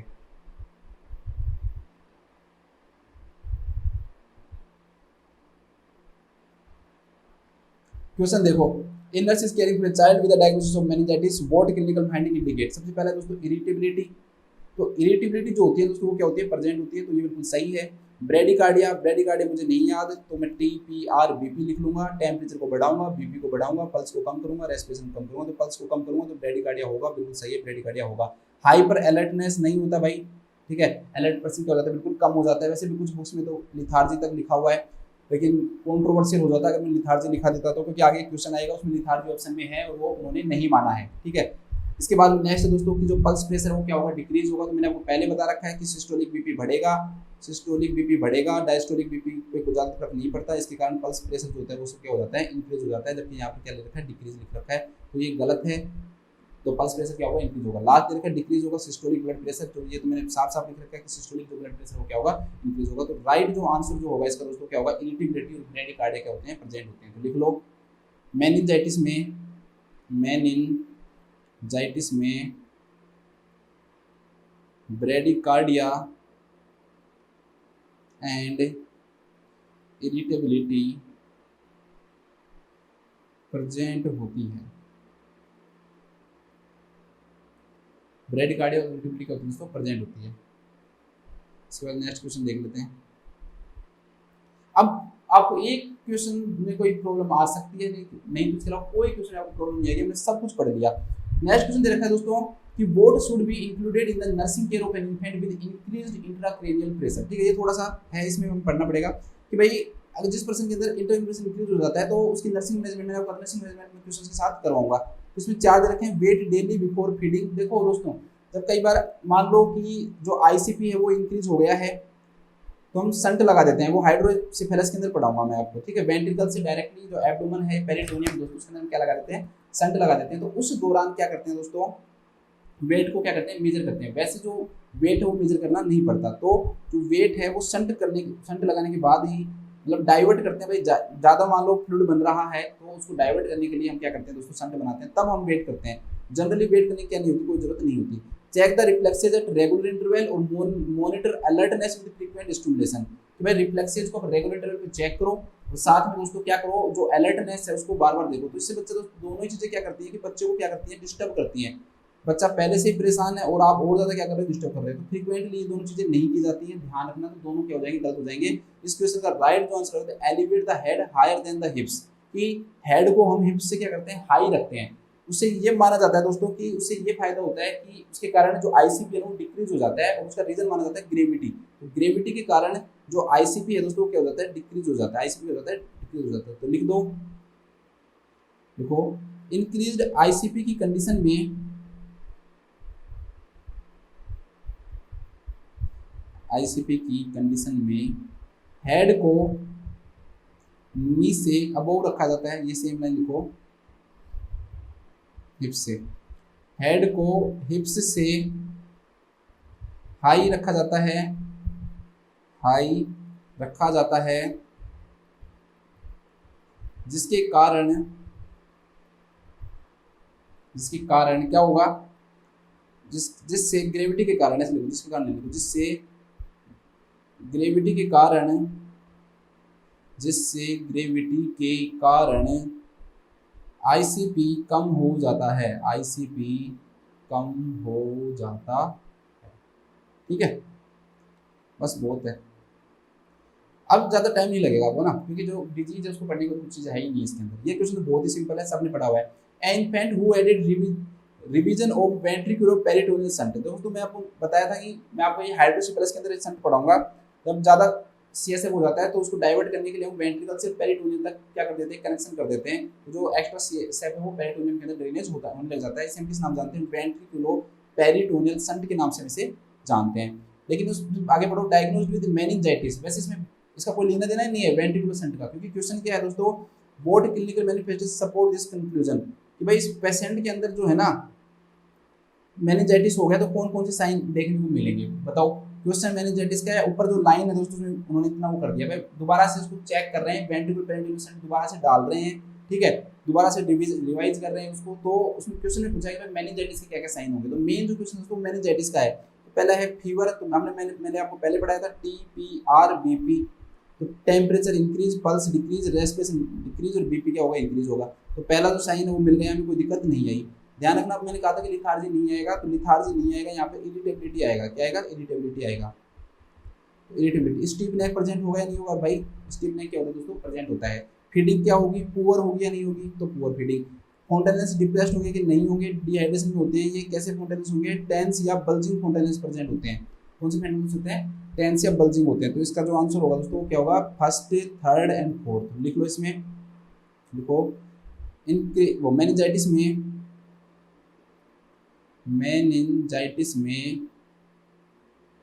Fever, steep neck and poor feeding है ना, एंड पुअर फीडिंग प्रेजेंट होती है। पुअर फीडिंग क्या होती है, प्रेजेंट होती है। चलो नेक्स्ट क्वेश्चन देखते हैं। नेक्स्ट क्वेश्चन क्या है, a nurse in the paediatric clinic is assessing infant who had a revision of a, अरे यार सेम क्वेश्चन है ये, नहीं अलग है, ये लाइन तो सेम आ रही है, अलग है क्वेश्चन है ना। ए nurse in the paediatric clinic is assessing N infant who had a revision of ventricular peritoneal shunt, what clinical finding alerts the nurse that intracranial pressure has increased. ठीक है, sir की line same है, उसमें meningitis दे रखा है, इसमें intracranial pressure, बात वही है, तो कोई ज़्यादा इतना टफ ये होगा नहीं। देखो तो इसमें चार चीज़ दे रखी है भाई, पल्स रेट इंक्रीज हो गया, डिक्रीज, तो लिख लो TPR और BP। Temperature increase, BP increase, pulse कम, respiration increase. Pulse rate increase होने की जगह क्या होगी, डिक्रीज होगी। हाइपर एक्टिव रिफ्लेक्स की जगह क्या होगा दोस्तों, हाइपर एक्टिव रिफ्लेक्स होगा। मैंने आपको पहले भी पढ़ाया हुआ है, इसके अंदर जो रिफ्लेक्स होते हैं वो कैसे हो जाते हैं, हाइपर एक्टिवली हाइपर एक्टिव हो गए, हाइपर एक्टिव हो जाते हैं। डिक्रीज्ड ब्लड प्रेशर, अगर भाई बीपी क्या होगा दोस्तों, इंक्रीज होगा। बीपी में भी पूछे कौन सा BP, mainly systolic BP, pulse pressure पूछे इंक्रीज होगा। तो तीनों ही क्या होगा दोस्तों, ये गलत हो गए। तो राइट जो आंसर होगा वो बचेगा, जो ही बचेगा। तो इससे क्या होगा दोस्तों, टेंशन ऑफ द एंटीरियर फोंटानेल। कि एंटीरियर फोंटानेल्स के अंदर क्या प्रेजेंट होगा दोस्तों, टेंशन, मतलब वही बल्जिंग फोंटानेल्स होना, ये होना। तो अलग तरीके से लिखा है लेकिन आंसर हमारा वही आएगा। वह बल्जिंग या टेंस फोंटानेल्स क्या होते हैं, क्योंकि टेंस में तो लिखाया था ना मैंने, टेंस फोंटानेल मतलब टेंशन ऑफ फोंटानेल्स। तो ये इसका क्या होगा, राइट आंसर होगा। तो लिख लो इसमें, देखो इंक्रीज्ड इंट्राक्रैनियल प्रेशर के कारण tension of anterior fontanelles, tension of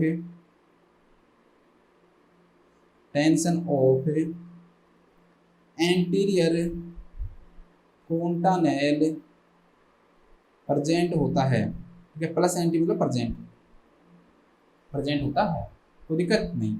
ठीक है, इसके बाद हम नेक्स्ट क्वेश्चन है, मैं थोड़ा सा इसको ना सिस्टम को दिखा लेता हूँ, क्योंकि मेरे क्वेश्चन इधर आ रहे हैं तो मेरे को अब 2 मिनट का टाइम देना, 1 मिनट का टाइम देना। वैसे तो मैं पॉज कर दूंगा इसको यहाँ पे, अब दिक्कत नहीं होगी। इसके बाद में हमारे सामने नेक्स्ट क्वेश्चन दोस्तों कि a nurse is caring for an infant with bacterial meningitis. एक नर्स दोस्तों केयर कर रही है और उस पेशेंट जो है दोस्तों उसको क्या हो रखा है, बैक्टीरियल मेनिंजाइटिस हो रखा है। The parents ask how their baby could have contracted the illness. ठीक है, मतलब कि कॉन्ट्रैक्टेड होना चाहिए शायद, ये कॉन्ट्रैक्टेड की जगह कॉन्ट्रैक्टेड, आई थिंक आप चेक करना इस वर्ड को, कॉन्ट्रैक्टेड आएगा ना, कि भाई ये डिजीज कैसे हो गई। एक नर्स है वो केयर कर रही है 1 साल के बच्चे का और उसको बैक्टीरियल मेनिंजाइटिस हो गया। अब जो पेरेंट्स से पूछ रहे हैं भाई उनको बेबी को कैसे हो गया, तो what does the nurse consider as the most likely route of transmission of the to the central nervous system. मतलब यहाँ तक पहुँचने का सबसे जो मोस्ट कॉमन जो रूट ऑफ ट्रांसमिशन है वो क्या होगा दोस्तों, ज़्यादातर ब्रेन तक कोई भी चीज़ पहुँच रही है ना, तो वो ब्रेन क्रेनियल के जितने भी स्ट्रक्चर्स होंगे, आपकी क्रेनियल के जितने भी साइनसेज होंगे उनके कारण पहुँचती है। ठीक है, वैसे जो मेनिंजाइटिस है उसका जो ट्रांसमिशन है वो रेस्पिरेटरी भी होता है, वो हम आगे पढ़ेंगे। वैसे रेस्पिरेटरी का तो इसमें कोई डायरेक्टली जो ऑप्शन है वो भी नहीं दे रखा हमें, तो इसलिए इस क्वेश्चन का जो राइट आंसर होगा वो होगा क्रेनियल एपरेचर्स और साइनसेज। एपरेचर्स मतलब होते हैं क्रेनियल के जितने भी स्ट्रक्चर्स हैं, मेनिंजीज हैं, सीएसएफ है, तो ये सब स्ट्रक्चर्स क्या कहलाते हैं दोस्तों, आपकी एपरेचर्स कहलाती हैं। तो इन तीनों के कारण नहीं होता है। मेनली मोस्ट कॉमन जो ट्रांसमिशन होता है वो क्रेनियल एपरेचर्स और साइनसेज के कारण होता है। इतना ध्यान रखना स्ट्रक्चर्स के कारण क्या होता है, मेनिंजेस होता है, इतना इंपॉर्टेंट क्वेश्चन की वैसे है नहीं। तो लिख लो बैक्टीरियल मेनिंजाइटिस, बैक्टीरियल मेनिंजाइटिस का most common route of transmission, most common route of जो ट्रांसमिशन होता है, most common route of transmission, भूल जाता हूँ अगर ये हाथ जोड़ देता हूँ आप लोगों को देखा नहीं। Most common route of transmission क्या होता है दोस्तों, इसको most common route of transmission तो क्रेनियल एपरेचर्स और साइनसेज, ऐसे लिख लो क्रेनियल एपरेचर्स, स्पेलिंग सही लिख लेना APERT, और साइनसेज होते हैं। एपरेचर्स के ब्रैकेट में लिखना चाहो तो लिख लेना, चाहे कि भाई इसके अंदर CSF एंड मेनिंजेस क्या होती है दोस्तों, इंक्लूड होती हैं। CSF और मेनिंजेस क्या होती हैं, इंक्लूड होती हैं। चलो इसके बाद में नेक्स्ट क्वेश्चन देखते हैं। ठीक है, इसमें थोड़ा सा कट रहा है तो मैं इसको थोड़ा सा कम जूम कर देता हूँ, अब आपको थोड़ा सा सही दिख रहा होगा। क्वेश्चन है कि the nurse is admitting an 8 month old infant to the hospital, ठीक है, because bacterial meningitis is suspected. एक नर्स दोस्तों एडमिट कर रही है कि बच्चा कितने महीने का है, 8 महीने का है, किस चीज़ के लिए सस्पेक्टेड है वो, bacterial meningitis. List in order of priority the nursing actions that should be taken. तो आपको जितनी भी जो भी आप चीज़ करोगे दोस्तों उनको आपको प्रायोरिटी के अंदर लेना है। तो भाई पहले आप कौन सा काम करोगे, दूसरा आप कौन सा काम करोगे, फिर उसके बाद आप कौन सा काम करोगे, तो इसको आपको प्रायोरिटी के अंदर क्या करना है दोस्तों, देखना है कि भाई पहला दे रखा है इंस्टीट्यूट रेस्पिरेटरी आइसोलेशन, कि भाई सबसे पहले आप क्या करोगे, रेस्पिरेटरी आइसोलेशन करोगे। ठीक है, दूसरा दे रखा है कि भाई इसके अंदर असिस्ट विद लंबर पंक्चर, कि आप लंबर पंक्चर करवाओगे। तीसरा दे रखा है इंसर्ट सर्कुलेटरी एक्सेस डिवाइस, कि आप उसके अंदर क्या डालोगे, कैनुला डालोगे। ठीक है, सर्कुलेटरी एक्सेस डिवाइस मतलब कैनुला लगाना। चौथा दे रखा है इसके अंदर कि एडमिनिस्टर करोगे प्रेस्क्राइब्ड एंटीबायोटिक्स। और पांचवा दे रखा है monitor for science of the neutral rigidity. अब 5 दे रखे हैं। मैंने आपको न्यूट्रल रिजिडिटी पढ़ाया था, तब आपको एक इंपॉर्टेंट चीज बताई थी कि न्यूट्रल रिजिडिटी जो होती है दोस्तों वो शुरू में प्रेजेंट नहीं होती है, वो क्या होती है, लास्ट में प्रेजेंट होती है। ठीक है, लेटर ऑन प्रेजेंट होती है। 5 चीजों में सबसे मेन इंपॉर्टेंट चीज क्या है दोस्तों, कि पेशेंट जो है उसको मेनिंजाइटिस है, तो हम सबसे पहले तो हमको खुद को बचाना जरूरी होता है, क्योंकि पेशेंट के पास जाएंगे तो भाई हमें हमें क्या करना है, हमें कोशिश करनी है कि हम खुद ना हो जाए या और कोई इन्फेक्ट नहीं हो जाए। तो पहला जो हम काम करेंगे दोस्तों, हम क्या करेंगे, इंस्टीट्यूट करेंगे रेस्पिरेटरी आइसोलेशन का, पहला काम हम ये करेंगे। फिर हमें दे रखा है भाई आप लंबर पंक्चर करवाओगे या ये कैनुला लगाओगे। तो दोस्तों हॉस्पिटल में कोई भी बच्चा अगर इमरजेंसी में आता है ना, तो हम हमेशा सबसे पहला काम है ना, हम कोशिश करते हैं उस पेशेंट की कैनुला लगा दें। क्यों? क्योंकि मान लो आप लंबर पंक्चर कर रहे हो, पेशेंट को एकदम से सीजर आ गया, तो आपको उसको देनी है ड्रग, तो आप कैसे दोगे ड्रग?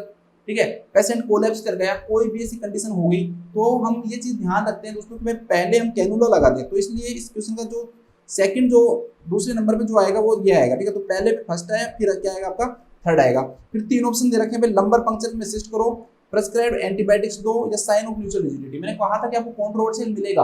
अगर आप सीधा वैसे आंसर मानो तो मैंने कहा था कि भाई आप लंबर पंक्चर से पहले क्या कर दो, एंटीबायोटिक दे दो। उसमें मैंने आपको लिखा है सेप्ट्रिक्सोन और सेप्रोटेक्सिन वैनकोमाइसिन देते हैं, लेकिन दोस्तों इसमें लिखा हुआ है साफ साफ कि एंटीबायोटिक्स जो है ना, वो हम क्या करेंगे दोस्तों, वो हम लंबर पंक्चर के बाद में देंगे। इसलिए इसके अंदर नेक्स्ट जो आएगा दोस्तों, देखो पहला ये आ गया, दूसरा ये आ गया, तीसरे नंबर पे क्या आएगा, पहले हम लंबर पंक्चर करवाएंगे और उसके बाद में क्या देंगे, एंटीबायोटिक देंगे। ठीक है, तो चौथे नंबर पे ये। पांचवा दोस्तों लास्ट में आता है साइन, तो ये भी यहाँ पर क्या आएगा, लास्ट में आएगा। तो जो म्यूचुअल रिजिडिटी है दोस्तों, उसके लिए हम क्या करेंगे, मॉनिटर करेंगे। तो ये पांचवें नंबर पे आपका आ जाएगा। तो पहले नंबर पे पहला आया, फिर तीसरे नंबर पे आया, फिर दूसरे नंबर पे आया, फिर चौथे नंबर पे आया, फिर पांचवें नंबर पे आया। तो 1 3 2 4 और 5 क्या हो जाएगा, इसका राइट आंसर हो जाएगा। तो लिख लो इसको, इसमें लिख लो कि अगर कोई भी बेबी, अगर कोई, थोड़ा सा जूम कर देता हूँ, अगर कोई बेबी बैक्टीरियल मेनिंजाइटिस के साथ, बैक्टीरियल मेनिंजाइटिस के साथ, मेनिंजाइटिस के साथ हॉस्पिटल में एडमिट होता है, हॉस्पिटल में एडमिट होता है, तो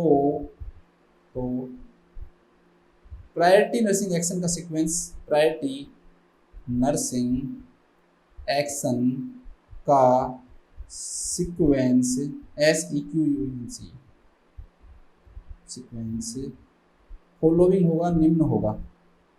पहला क्या पढ़ा था हमने, रेस्पिरेटरी आइसोलेशन, पहला रेस्पिरेटरी आइसोलेशन। दूसरा सर्कुलेटरी डिवाइस या कैनुला, सर्कुलेटरी डिवाइस और कैनुला लगाएंगे। थर्ड क्या होगा दोस्तों, लंबर पंक्चर। फोर्थ क्या होगा, प्रेस्क्राइब्ड एंटीबायोटिक्स एडमिनिस्टर करेंगे, तो एडमिनिस्टर प्रेस्क्राइब्ड एंटीबायोटिक्स। और पांचवा लिख लो, assess for mutual rigidity, bracket में लिख लेना कि this is a later sign. ठीक है, ये क्या होता है दोस्तों, लेटर साइन होता है, इसलिए इसको हम बाद में देखते हैं। नेक्स्ट क्वेश्चन क्या दे रखा है कि for how long should a nurse maintain isolation with child with bacterial meningitis. बहुत अच्छा क्वेश्चन है दोस्तों ये, है ना, इतना सिंपल क्वेश्चन है, बट मतलब ऐसा है कि ये फैक्चुअल क्वेश्चन है भाई, इसको याद करना है, कोई वो नहीं है भाई। मैंने आपको कहा था कि आइसोलेशन मेंटेन करते हैं, लेकिन ये पूछे क्वेश्चन कब तक मेंटेन करेंगे, तो ध्यान रखना दोस्तों, इसको हम तब तक मेंटेन करते हैं for 48 hours after antibiotic therapy begins. Antibiotic देने के 48 घंटे तक तो हमें क्या करना पड़ेगा दोस्तों, आइसोलेशन मेंटेन करना पड़ेगा। चाहे उसके बाद आप करो ना करो। अब इसमें समझाने में कुछ नहीं है आपको, सर ये क्या समझाओ, पहला समझो 12 आवर्स आफ्टर एडमिशन, तो भाई मैं नहीं समझाऊंगा, इसमें कुछ ऐसा है नहीं। Until the cultures are negative antibiotic therapy is completed होने की जरूरत नहीं है। अगर एंटीबायोटिक थेरेपी स्टार्ट कर दी है और 48 घंटे तक अगर एंटीबायोटिक थेरेपी दी गई है, 2 दिन तक अगर एंटीबायोटिक थेरेपी दी गई है दोस्तों, तो कोई जरूरत नहीं पड़ती। तो इसका जो राइट आंसर हो जाएगा वो 4 हो जाएगा। ठीक है, तो लिखो बैक्टीरियल मेनिंजाइटिस में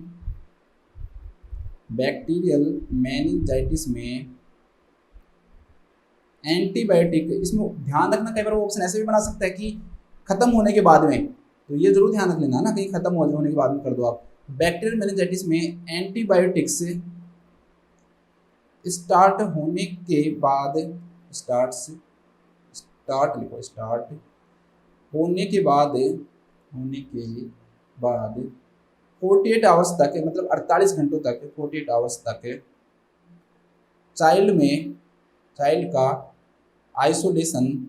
का आइसोलेशन मेंटेन करना चाहिए, आइसोलेशन मेंटेन करना चाहिए, चाइल्ड का आइसोलेशन क्या करना चाहिए, मेंटेन करना चाहिए। ठीक है, अब देखो नेक्स्ट क्वेश्चन, नेक्स्ट क्वेश्चन देखा कि ए 1 ईयर ओल्ड इन्फेंट, देखो बहुत अच्छा क्वेश्चन है ये। और रीजन क्या है अच्छा होने का, रीजन ये है अच्छा होने का भाई, क्योंकि ये जो क्वेश्चन है ना, इसके अंदर हमने जो चीजें पढ़ी हैं उसको हमें क्या करना है, अप्लाई करना है। अभी तक जो भी हमने पढ़ा उसको क्या करना है, अप्लाई करना है। क्योंकि हमने लंबर फंक्शन के अंदर मैंने आपको एक एक चीज पढ़ाई थी, आपको याद होगा। अब उसको आप यहाँ पर क्या करो दोस्तों, अप्लाई करो। तो a 1 year old infant has been admitted with a tentative diagnosis of bacterial meningitis. अब देखो आपको जो भी जो टेस्ट देखने हैं किसके देखने हैं, बैक्टीरियल मेनिंजाइटिस के देखने हैं। In lumbar puncture is performed, lumbar puncture क्या किया गया दोस्तों, परफॉर्म किया गया है टू कंफर्म द डायग्नोसिस। अब लेबोरेटरी रिपोर्ट आई है, चार चीजें आई हैं, decrease cell count, elevated protein level, increase glucose level और लो स्पाइनल फ्लूइड प्रेशर। तो मैंने आपको याद करने के लिए तरीका बताया था कि आपको कैसे याद रखना है इसमें प्रीपोजिशन। ठीक है, कैसे याद रखना है, प्रीपोजिशन। तो प्री से बनेगा प्रेशर, प्रो से बनेगा प्रोटीन और जी से बनेगा ग्लूकोज। तो सीक्वेंस नहीं भूलोगे इससे आप ना, तो प्रेशर प्रोटीन ग्लूकोज ऐसे याद रहेगा। क्योंकि जो चीज याद रखी है, या वैसे सीक्वेंस नहीं भी याद रखो तो भी आपको दिक्कत है नहीं। ठीक है, जैसे आपने याद रखी हो बस शुरू के दोनों बढ़ते हैं और लास्ट के दोनों क्या होते हैं, कम होते हैं, तब ये सीक्वेंस काम आएगा। क्योंकि इसमें हम यही तो पढ़ते हैं ना बैक्टीरियल मेनिंजाइटिस में, भाई स्टार्टिंग के दोनों बढ़ते हैं और ये दोनों क्या होते हैं दोस्तों, कम होते हैं। सीक्वेंस उसमें काम आ जाता है कि भाई दोनों बढ़ेंगे और दोनों क्या होंगे, कम होंगे, दोनों बढ़ेंगे और दोनों क्या होंगे दोस्तों, कम होंगे। तो बैक्टीरियल मेनिंजाइटिस के अंदर प्रेशर प्रोटीन बढ़ते हैं और ग्लूकोज क्लोराइड क्या होते हैं, कम होते हैं। अब इसमें देखो कोई भी चीज ऐसी दे रखी है क्या, देखो प्रेशर जो है ना इसमें लो स्पाइनल फ्लूइड प्रेशर दे रखा है, भाई क्या हो जाता है, कम हो जाता है, जबकि हमने क्या पढ़ा है, बढ़ता है ये। फिर इसके बाद दे रखा है भाई प्रोटीन जो है वो क्या हो जाता है, एलिवेटेड हो जाता है। यहाँ पर भी प्रोटीन क्या दे रखा है दोस्तों, एलिवेटेड हो जाता है। तो कोई दिक्कत नहीं, तो आंसर हमारा ये निकलेगा। बाकी चीजें हमें नहीं भी पता होना तो भी हम आंसर कर देंगे। नेक्स्ट है इंक्रीज दे रखा है ग्लूकोज लेवल, तो ग्लूकोज लेवल क्या हो जाएगा दोस्तों आपका, इसमें डिक्रीज हो जाएगा। और डिक्रीज सेल काउंट, ध्यान रखना वैसे तो सेल काउंट मैंने आपको बताया नहीं, लेकिन फिर भी याद रखना इसके अंदर जो सेल काउंट जो है ना दोस्तों उसमें इंक्रीज हो सकती है, डिक्रीज नहीं होगी। ठीक है, डिक्रीज नहीं होगी तो ये भी गलत हो जाएगा। तो क्या आएगा इसका, एलिवेटेड क्या आएगा दोस्तों आपका, प्रोटीन लेवल आएगा। तो सिंपल सा आप लिख लो इसके अंदर जो ये लिखवाया है, ये लिख लो कि भाई मेनिंजाइटिस में सीएसएफ एग्जामिनेशन में ये देखने को मिलता है। बस मेनिंजाइटिस, बैक्टीरियल मेनिंजाइटिस लिखना, सॉरी देखो बैक्टीरियल मेनिंजाइटिस में के सीएसएफ एग्जामिनेशन में, सीएसएफ एग्जामिनेशन में निम्न देखने को मिलता है, निम्न देखने को मिलता है। ठीक है, ये सब क्या होता है दोस्तों, देखने को मिलता है। बस ये पढ़ लो और आपका काम चल जाएगा। इसके बाद हम देखते हैं next question. A nurse is caring for a child with meningococcal meningitis, what clinical finding does the nurse expect when performing a physical assessment. तो मैंने आपको ये करवा रखा है कि भाई बैक्टीरियल अगर मेनिंजाइटिस है और वो भी मेनिंजोकोकल है दोस्तों, तो उसके अंदर क्या देखने को मिलते हैं, पर्प्यूरिक स्किन रेसेस देखने को मिलते हैं। ठीक है, ये मैंने आपको साफ साफ करवा रखा है कि भाई इसके अंदर पर्प्यूरिक स्किन रेसेस होंगे। रीजन क्या दे रखा था कि भाई एक्चुअली में क्यूटेनस जो बस वेसल्स और रैप्चर होती है वहाँ पर क्लोटिंग होने लग जाती है। ठीक है, तो वो क्या करवाती है दोस्तों, रेसेस कोज करवाती है। सीवियर ग्लोटाइटिस नहीं देखने को मिलता। देखो आपको सिर्फ फीवर भी प्रेजेंट होता है। तो दोस्तों एक्चुअली में ये माना जाता है भाई इसके कारण जो फीवर होता है ना वो लो ग्रेड न होकर क्या होता है, हाई ग्रेड फीवर होता है। लो ग्रेड न होकर क्या होता है, हाई ग्रेड फीवर होता है। इसलिए इसका आंसर जो है ना वो ये नहीं आया। मुझे पता है कि कंफ्यूजिंग है और आप गड़बड़ करोगे, लेकिन फिर भी ध्यान रखना इसका आंसर पर्प्यूरिक स्किन रेसेस आएगा। ट्रिमर्स ऑफ द एक्सट्रीमिटीज नहीं होता। सीजर होता तो आप मान लेते, सीजर होता तो आप क्या कर लेते दोस्तों, मान लेते कि भाई ऐसा है। ठीक है, एक बार इसके मैं क्लिनिकल मैनिफेस्टेशन वापस से रिवाइज करवा रहा हूँ, क्योंकि मैं चाहता हूँ कि भाई इस क्लास में जब आप पढ़ के जाओ तो आपको सारी चीजें क्या रहे, याद रहे। सिर्फ क्लिनिकल मैनिफेस्टेशन पढ़ेंगे।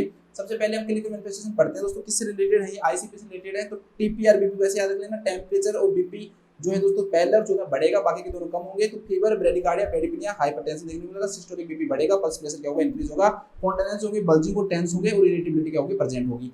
बच्चे एनोरेक्सिया होगा। इसके अलावा जो फीडिंग वो पोर रहेगी। क्राई जो होगी दोस्तों श्रिल होगी। न्यूट्रल रिजिडिटी है, नेक जो रिजिडिटी वो प्रेजेंट होती है। फोटोफोबिया, थायरोसिस, क्रेनियल पाल्सी होती है। हाइपरेक्टिव रिफ्लेक्स और क्या देखने को मिलता है दोस्तों, हेडेक, एनोरेक्सिया, माइल्जिया और पर्फ्यूरिक जो रेसेस हैं वो यहाँ पे होते हैं, देखने को मिलते हैं। बस देखो आपने पहली बार सुना होगा ना, आप खुद सोचो, आप सर बार बार क्यों बता रहे हो यार, पागल हो गए हो क्या, कोई जरूरत ही नहीं है। आपके दिमाग में ये आ रहा होगा भाई सर बार बार मत बताओ ना, एक बार बता दो। बट आप खुद सोचना एक बार बैठ के ये बात, क्योंकि आप लोग ये सोचते हो बाद में पढ़ूंगा। क्यों भाई, जब आप क्लास में बैठे हो तो अभी याद कर लो ना, अभी इनको याद कर लो। तो दोस्तों क्या होता है कि आप लोग पहली बार जिस बच्चे ने ध्यान से सुना होगा ना, तो पहली बार सुना होगा तो उसको लगा होगा यार कितने सारे हैं। दूसरी बार सुना होगा तो ऐसा लगा होगा थोड़े से कम हो गए। तीसरी बार सुना होगा तो अब ये लग रहा होगा यार ये तो बहुत कम है, ये तो सिम है, बस वही वो चीजें आ रही है बार बार।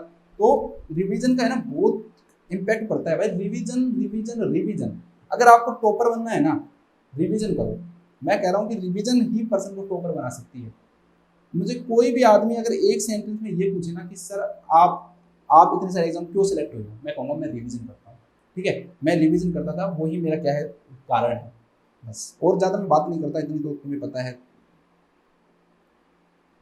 चलो नेक्स्ट क्वेश्चन करते हैं, ऐसे नहीं जाएंगे, स्पीड से जाएंगे नीचे। इसके बाद नेक्स्ट क्वेश्चन आ गया, बहुत अच्छा क्वेश्चन है दोस्तों ये। ठीक है, ये क्वेश्चन आपको ना कंफ्यूज करेगा, देखना आप खुद सोचोगे कि यार इसका आंसर ये आएगा। A nurse is caring for a 2-year-old child with meningitis. एक नर्स है दोस्तों 2 साल के बच्चे का मेनिंजाइटिस के साथ क्या कर रही है, केयर कर रही है। 2-year-old चाइल्ड विद मेनिंजाइटिस, ठीक है।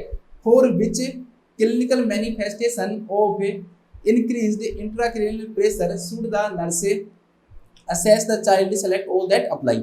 एक नर्स है 2 साल के बच्चे का केयर कर रही है, उसको क्या है मेनिंजाइटिस है, कौन सी क्लिनिकल मैनिफेस्टेशन है जो इंक्रीज इंट्राक्रैनियल प्रेशर के कारण आएंगे। ठीक है, पहला इसमें दे रखा है सीजर। सीजर आएगा तो आपने अभी मैंने पढ़ाया था आपको, मोस्ट कॉमन कॉम्प्लिकेशन क्या होता है दोस्तों, सीजर ही होता है। अगर आपसे ये पूछे कि भाई मोस्ट सीरियस क्या होता है तो क्या आएगा बताओ, पेरिफेरल सर्कुलेटरी कोलैप्स आएगा आपका। ठीक है, fried rich Sen syndrome, fried rich Sen syndrome हम उसको बोलते हैं। ठीक है, एड्रिनल जो हेमरेज, बाई एड्रिनल हेमरेज इसके अंदर क्या होता है, प्रेजेंट हो जाता है। इसके बाद सेकंड उसको वोमिटिंग, वोमिटिंग भी आएगा, ध्यान रखना इसमें ना, शायद मैंने वहाँ पर वोमिटिंग नहीं लिखा रखा, अगर वोमिटिंग नहीं लिखा था वहाँ पर वोमिटिंग भी लिख लो। ठीक है, वोमिटिंग भी प्रेजेंट होती है, ध्यान रखना, शायद मैंने लिखा है नहीं।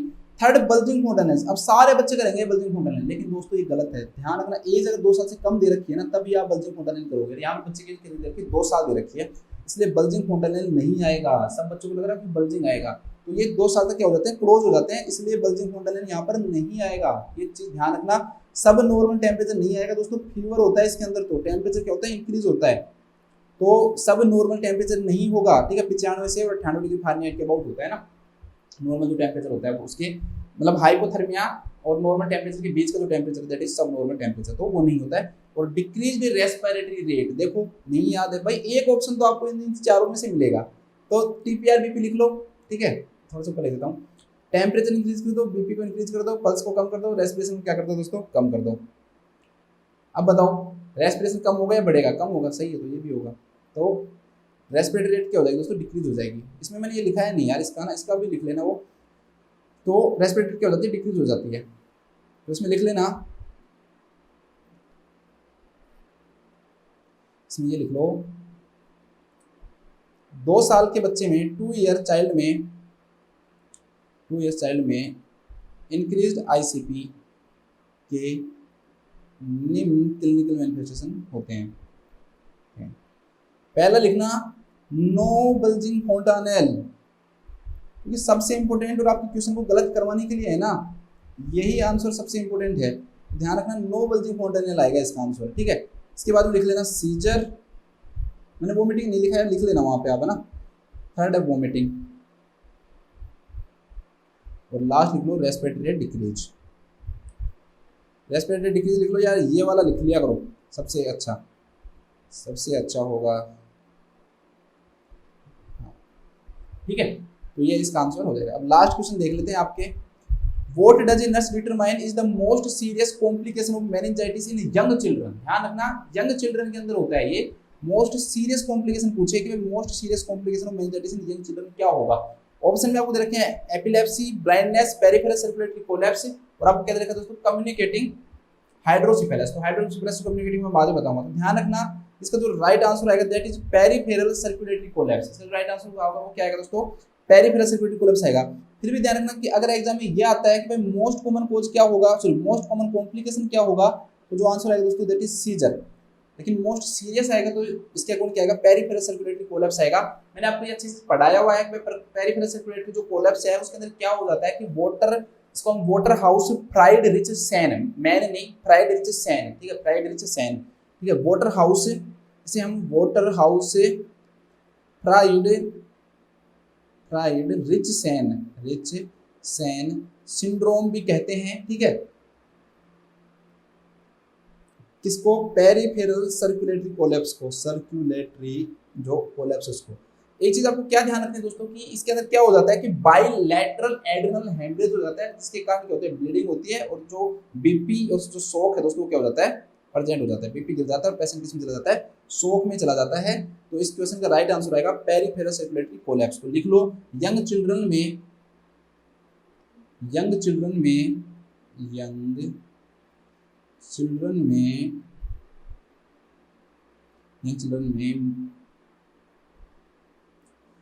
मेनिंजाइटिस का most serious complication peripheral circulatory collapse होता है। ठीक है, ऐसे कैसे लिख लेना आप, पेरिफेरल सर्कुलेटरी कोलैप्स होता है। ठीक है, पेरिफेरल सर्कुलेटरी क्या होता है, कोलैप्स होता है।